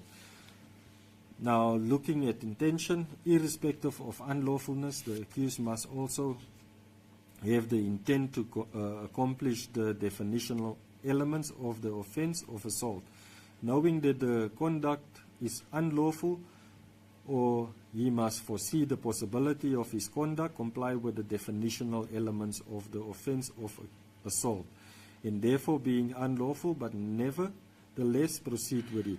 Differently put, he must know or foresee that the type of action in which he is engaging in is criminally punishable. This brings us to the point in the state submission and the defense reply thereto, that no version from either accused was put to the complainant during their testimony. The submission by the defense is that no version was put to the accused and that their version was not seriously challenged. To be realistic, one must look at the whole of the evidence, including the plea explanation. When a person says, I act on the ground of justification, then literally he confirms his actions. In this case, the actions refers to the pushing of the complainant. Therefore, it is also not dispute. Therefore, there is no dispute with regards to Exhibit 3. All this evidence is common cause between the state and the defense. It is right law that the test for intention is subjective. So how does the state prove intention? They may do so by way of direct evidence or indirect evidence. One must also take into account that the accused is under no obligation to give evidence or to prove his innocence. In this case, they confirm the act of pushing the accused under the belief of justification and to exclude any intent of assault the complainant. The version of the complainant affirms that he was assaulted by way of pushing, which is confirmed by the video footage and Mr. Gilbert Mabisa's evidence that he saw people pushing each other. Looking at this with the version of the accused, he pushed him and keep on pushing him to make sure that he does not return to stand in front of the vehicle and block it from going in.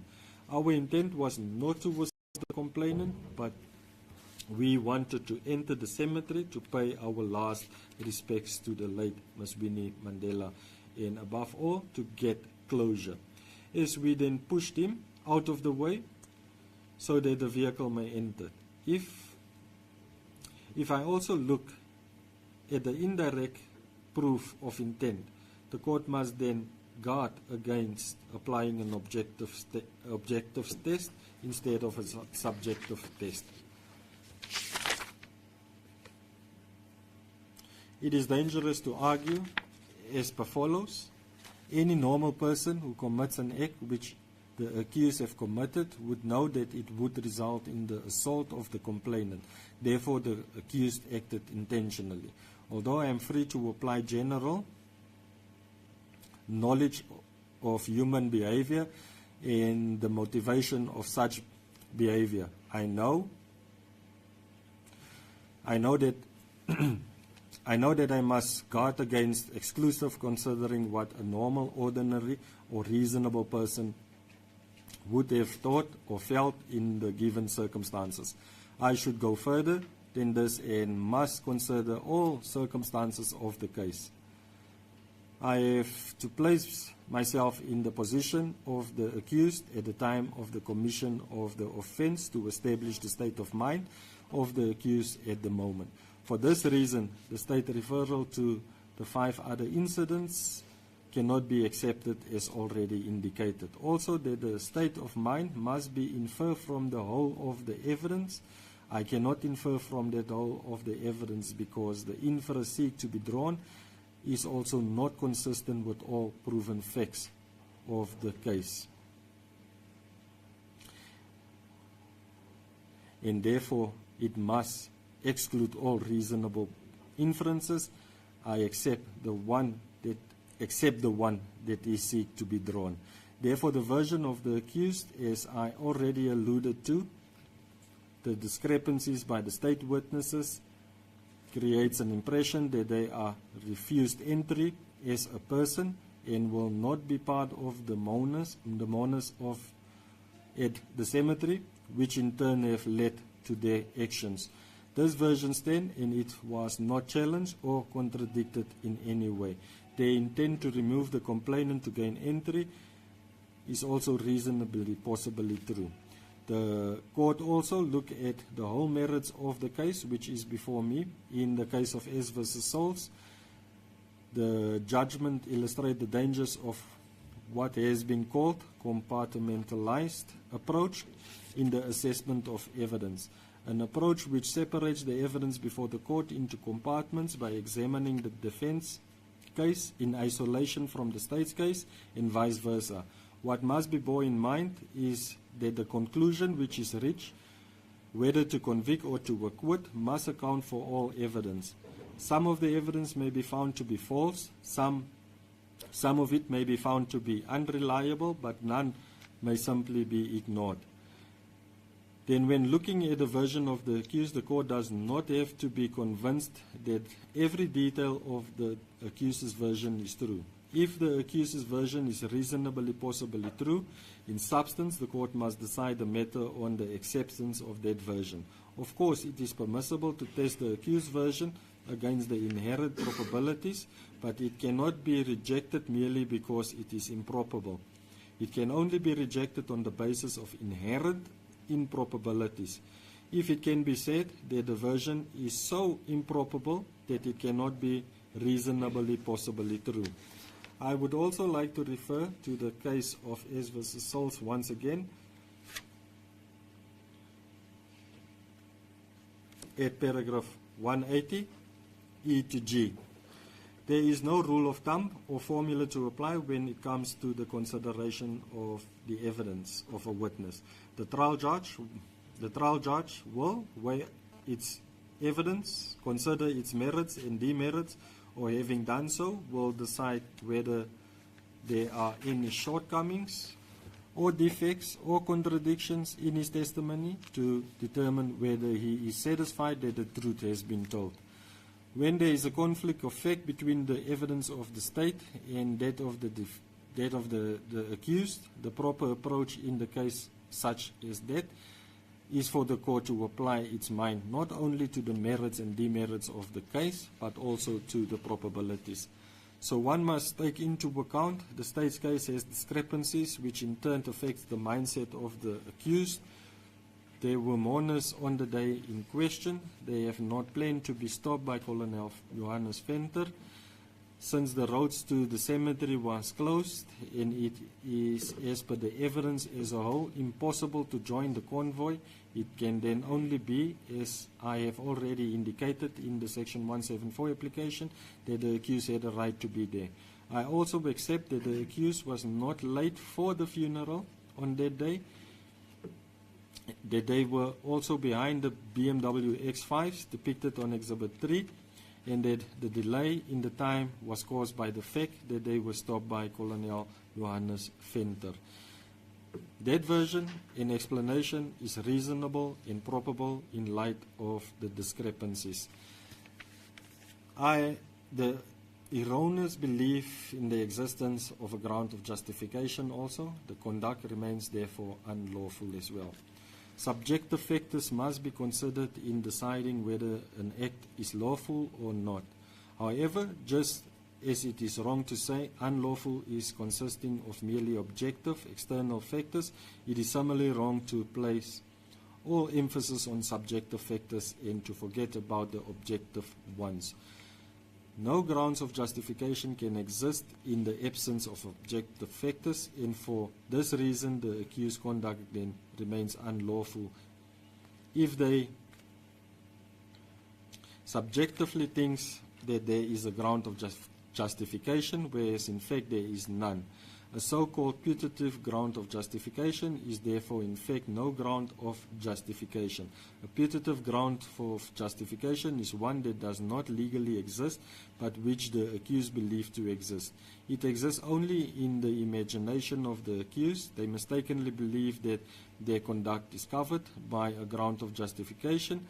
This in turn, when one assesses the state's evidence, it will lead the state to believe that the accused is relying on a ground of necessity. I agree with the state. They did not act in necessity, and that the ground of justification cannot be upheld with regards to necessity. Even when I agree that the accused did not act in necessity, one should also clearly understand the evidence is in its totality form. The accused indication that they both believe that they were entitled to enter the cemetery and their obstruction is unjustified. In these circumstances, they lack mens rea because they believe that they were entitled to enter. So they believe that they have acted on the ground of justification to gain entry. In this regard, the court cannot ignore the defense submission based on the evidence before the court, and that both accused believe that they have acted in putative private defense as well. Irrespective of necessity in putative private defense, it is clear that the test for intention, which is the definitional element of the offense of assault, and for putative private defense is subjective. As alluded above, the accused had reason to believe that they acted on a ground of justification, putative private defense. Their version with regards to their intention is clear, as I see no reason not to accept it in light of the discrepancies of the complainant's evidence. This leads the court then to the crux of the state submission, where the defense of justification is a valid defense based on the evidence on the record. This is a question which the court must also answer on the basis of the evidence in its totality. It is right law that there are different types of grounds of justification. Some well-known grounds of justification is private defense, necessity, consent, and official capacity. Defense specifically also referred the court to consider putative private defense. Now, based on all the principles in law concerning justification, it is clear that the court should apply a subjective test and establish the state of mind of the accused at the time of the committal of the offense. In terms of putative defense, the act will remain unlawful, but it will exclude culpability. In this regard, I found that the state of mind of the accused above mentioned and thus affect culpability.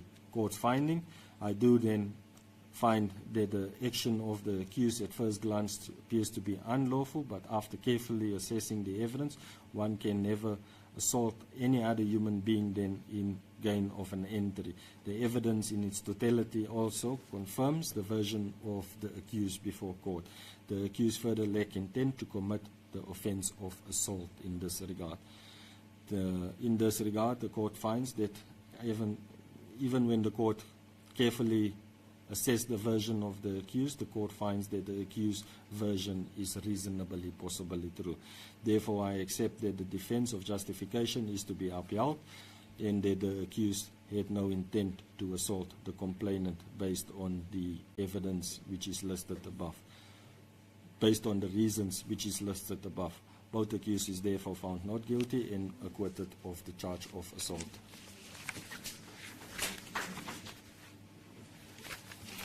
Judgment is dated for 29th of February. The court has prepared the court once ordered. Court have also, as indicated. I do not believe the machines are working at this stage. I have then also prepared copies of the written judgment of court for purposes of both parties. Ms. Hartman, you may just approach. The court judgment is also then being listed in marked as Exhibit S. Is the court book available? No, Your Worship. The court 13 is sitting in another court, Your Worship. Court 13. It may then be brought. The court. Ms. Hart, the charge sheet and such must be collected from Mr. Reddy's office. Mr. Reddy. Mr. Reddy's Office, yes. Thank you. Court adjourned.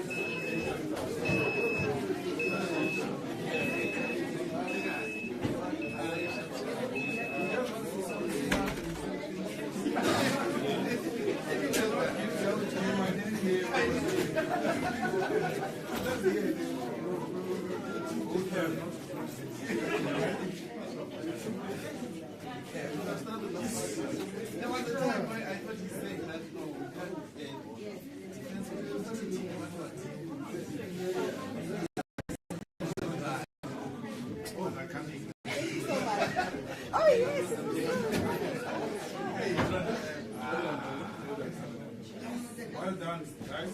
You know, I wrote it from my sheet. What is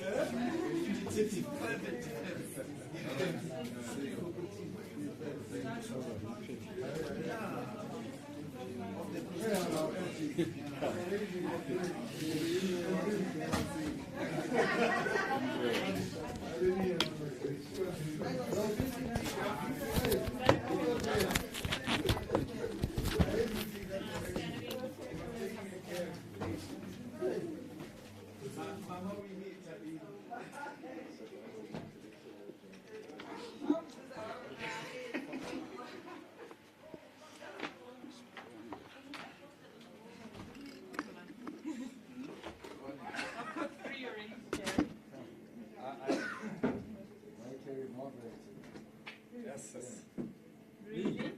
I need a trolley, guys. These files are. What they mean, you take them out. Yeah. The job is done.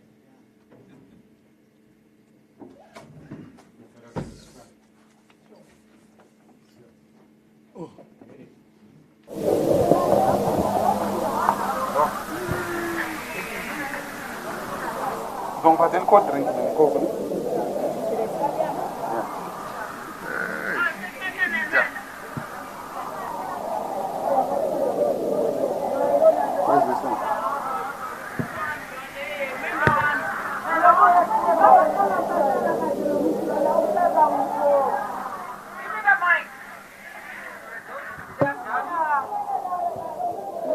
Amanda! Amanda! Viva ESS! Viva! Long live the Commander-in-Chief and President of the Economic Freedom Fighters! Long live! Long live the Commander-in-Chief and President of the Economic Freedom Fighters! Long live! Fighters, let's come closer. Aratumeleng. The president is about to come out. The leadership of the EFF batla batlo bua le rona.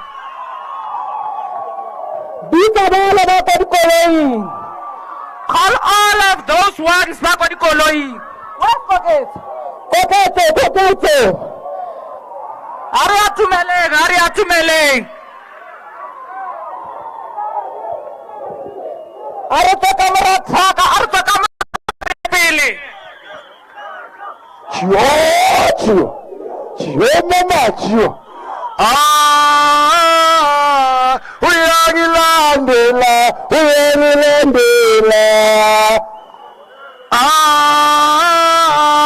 Awe mama nova, uyangilandetewa, inyoni.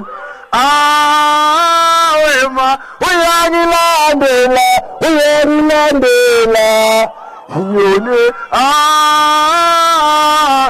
Wema nova, uyangilandela. Arre mayaga.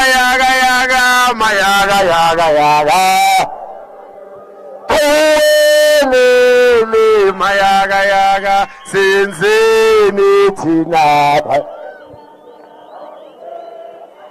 Arre mayaga. Lele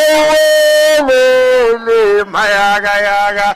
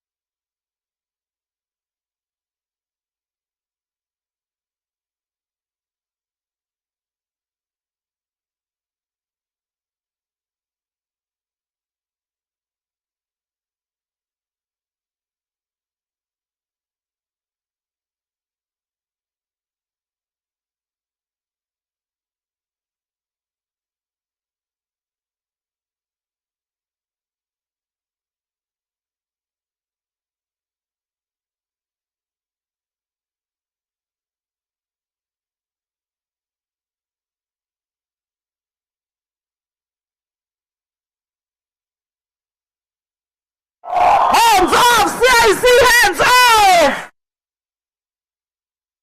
We are not going to be led that Ramaphosa is speaking at 2. We are now going to call upon the TG to let us know who are the leaders that are here. Treasurer General Umphile Maod. Amanda! Viva EFF, viva! Down with AfriForum, down! Down with AfriForum, down! Amanda! Thank you very much, comrades. You know these are your leaders. There's no need today for introduction. We've got Parliament starting at 2 o'clock today. It's now past 1. And therefore we are going to have to ask questions to the President. When he appeared last time, he did not answer the question on Palapala. So we brought him back today to come and answer the question on Palapala. So if we don't attend that Parliament, there will be the happiest people because they know only the EFF can hold them accountable. So we want to take this opportunity to thank all of you for your support. It has been 4 years. We've been fighting this nonsensical case where we are accused of assaulting a white policeman. Today the judge said we were justifiable to do so, and therefore we are not guilty. The case is closed. So once again, we defeated AfriForum, we defeated white supremacy, we defeated racism, because that's who we are. So comrades, we want to thank the leadership of the EFF for believing in us and for knowing that we are not crazy people who go around beating up people without any justification. We want to thank our legal team which believed in our case. The majority of them are white people. They were heavily criticized. Why are they representing black people? They said they are not for the race, they are for justice. And today they demonstrated that they constitute the best of the legal minds in South Africa. We are proud of our legal team, and we want to say to them, thank you. It's not yet Uhuru. There are many battles ahead. We are going to fight many others. You know, next year we are going to East London to fight the one of the gun. And we defeated the one of the Tubuli Punu song. Today AfriForum is applying to appeal. That will be their life. They will appeal until they become people, because they will never win against the EFF. When we say to them, the EFF leads through superior logic, they thought we were joking. The judge said the evidence given by accused number 1 and number 2 can never be disputed on anything. Not even the smallest piece of what they said can be disputed. Is that judge of the AfriForum Tubuli Puniso. Judges keep on saying that which leaders of the EFF say in court, they are correct. It is those judges who are sober, who make sober judgments. So fighters, when you say to people, when you recruit them for 1 million members, that EFF is led by correct leadership, when they say to you why, you must say even the judges agree that we are led by a proper leadership. So today we defeated racism. Today we defeated AfriForum. Today we demonstrated that we are always on the side of the law. We are on the side of the people. Our pushing of that white man, it was pushing of white supremacy, not necessarily a human being. Black and white, we are together. with white supremacists, we are not together with the racists wherever they are. They must know that when they see a red beret, they must go and hide, because the EFF will never tolerate racism in South Africa. So fighters, let's continue to build strong branches. You are from your own People's Assembly. We are now recruiting 1 million members. Let's go down there and recruit more. The judgment of today has equipped you, has made you more powerful. When you go back much more stronger. I said to you, Mediate Uhuru, I'll ask accused number 2 to just greet you, and then from there, go home in peace, arrive home peacefully. Do not do wrong things, because the enemy will use your mistake to destroy us. Thank you very much.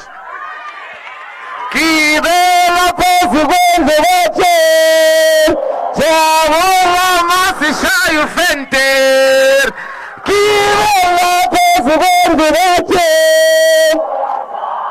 Umasishaya mapoches awe nene Jabula masishaya mapodo Jabula nene Jabula masishaya mapo Kilele presidente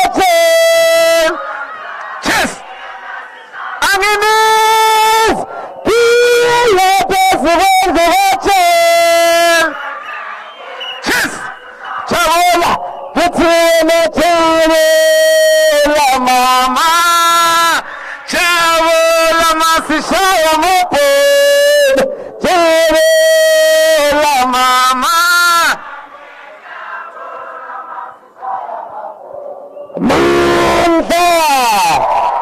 I'm now going to give to our newly elected, brand new from the box, chairperson of Gauteng, Comrade Dula. Amandla! Amandla! Hey, two! Hey, two! Hey, hole, hole! Pansi ngemidlwembe phansi Pansi ngemidlwembe phansi Ngiyabonga ngithi ngibingelela umongameli of the Economic Freedom Fighters Comrade President Julius Malema, the Deputy President that is here with us, Commissar Floyd Shivambu, the National Chairperson that is here with us, the Secretary General, the Treasurer, members of the CCT and commissars, members of the PCT, members of the RCT, the ground forces and the workhorses of the EFF, yourselves of Gauteng.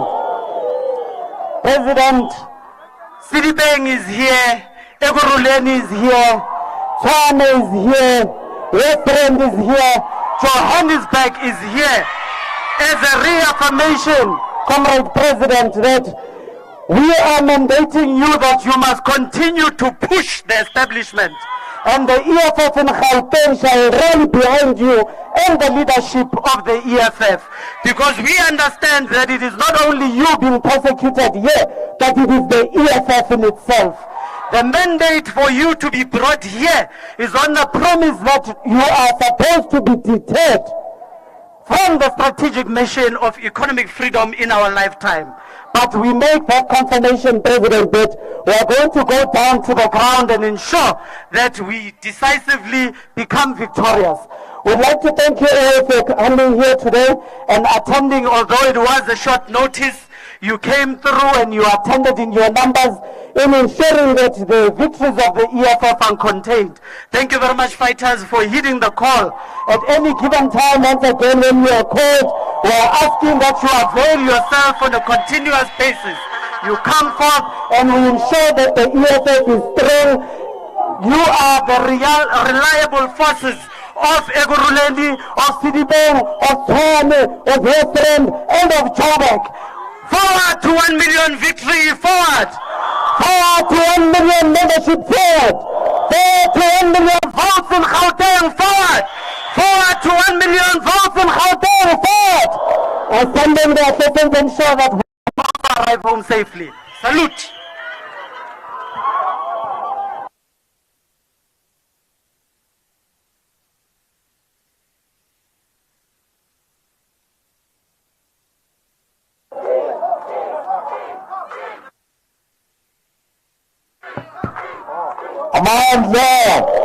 Amandla, viva, EFF, viva, awunoma kubi, siyaya,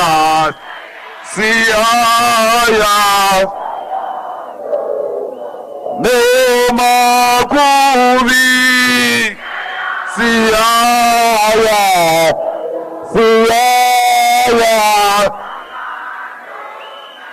noma besiphubulas, besishayas, besibopha, noma besiphubulas, besishayas, besibopha. Who left? Who right? Yes, sir. He left. You talk. Kill him, man. Kivatabata, Samarumo, Sarumo, Asicha. Where were you when I'm shit? Where were you when I'm dead? Sofa sketchy, Etlati, Sofa sketchy, Kichima, Sipram Konto, Alliance. Shoot to kill, Yamasa, kill the poor, the farmer, kill the poor, the farmer, brr, pa, pa, brr, pa, Station.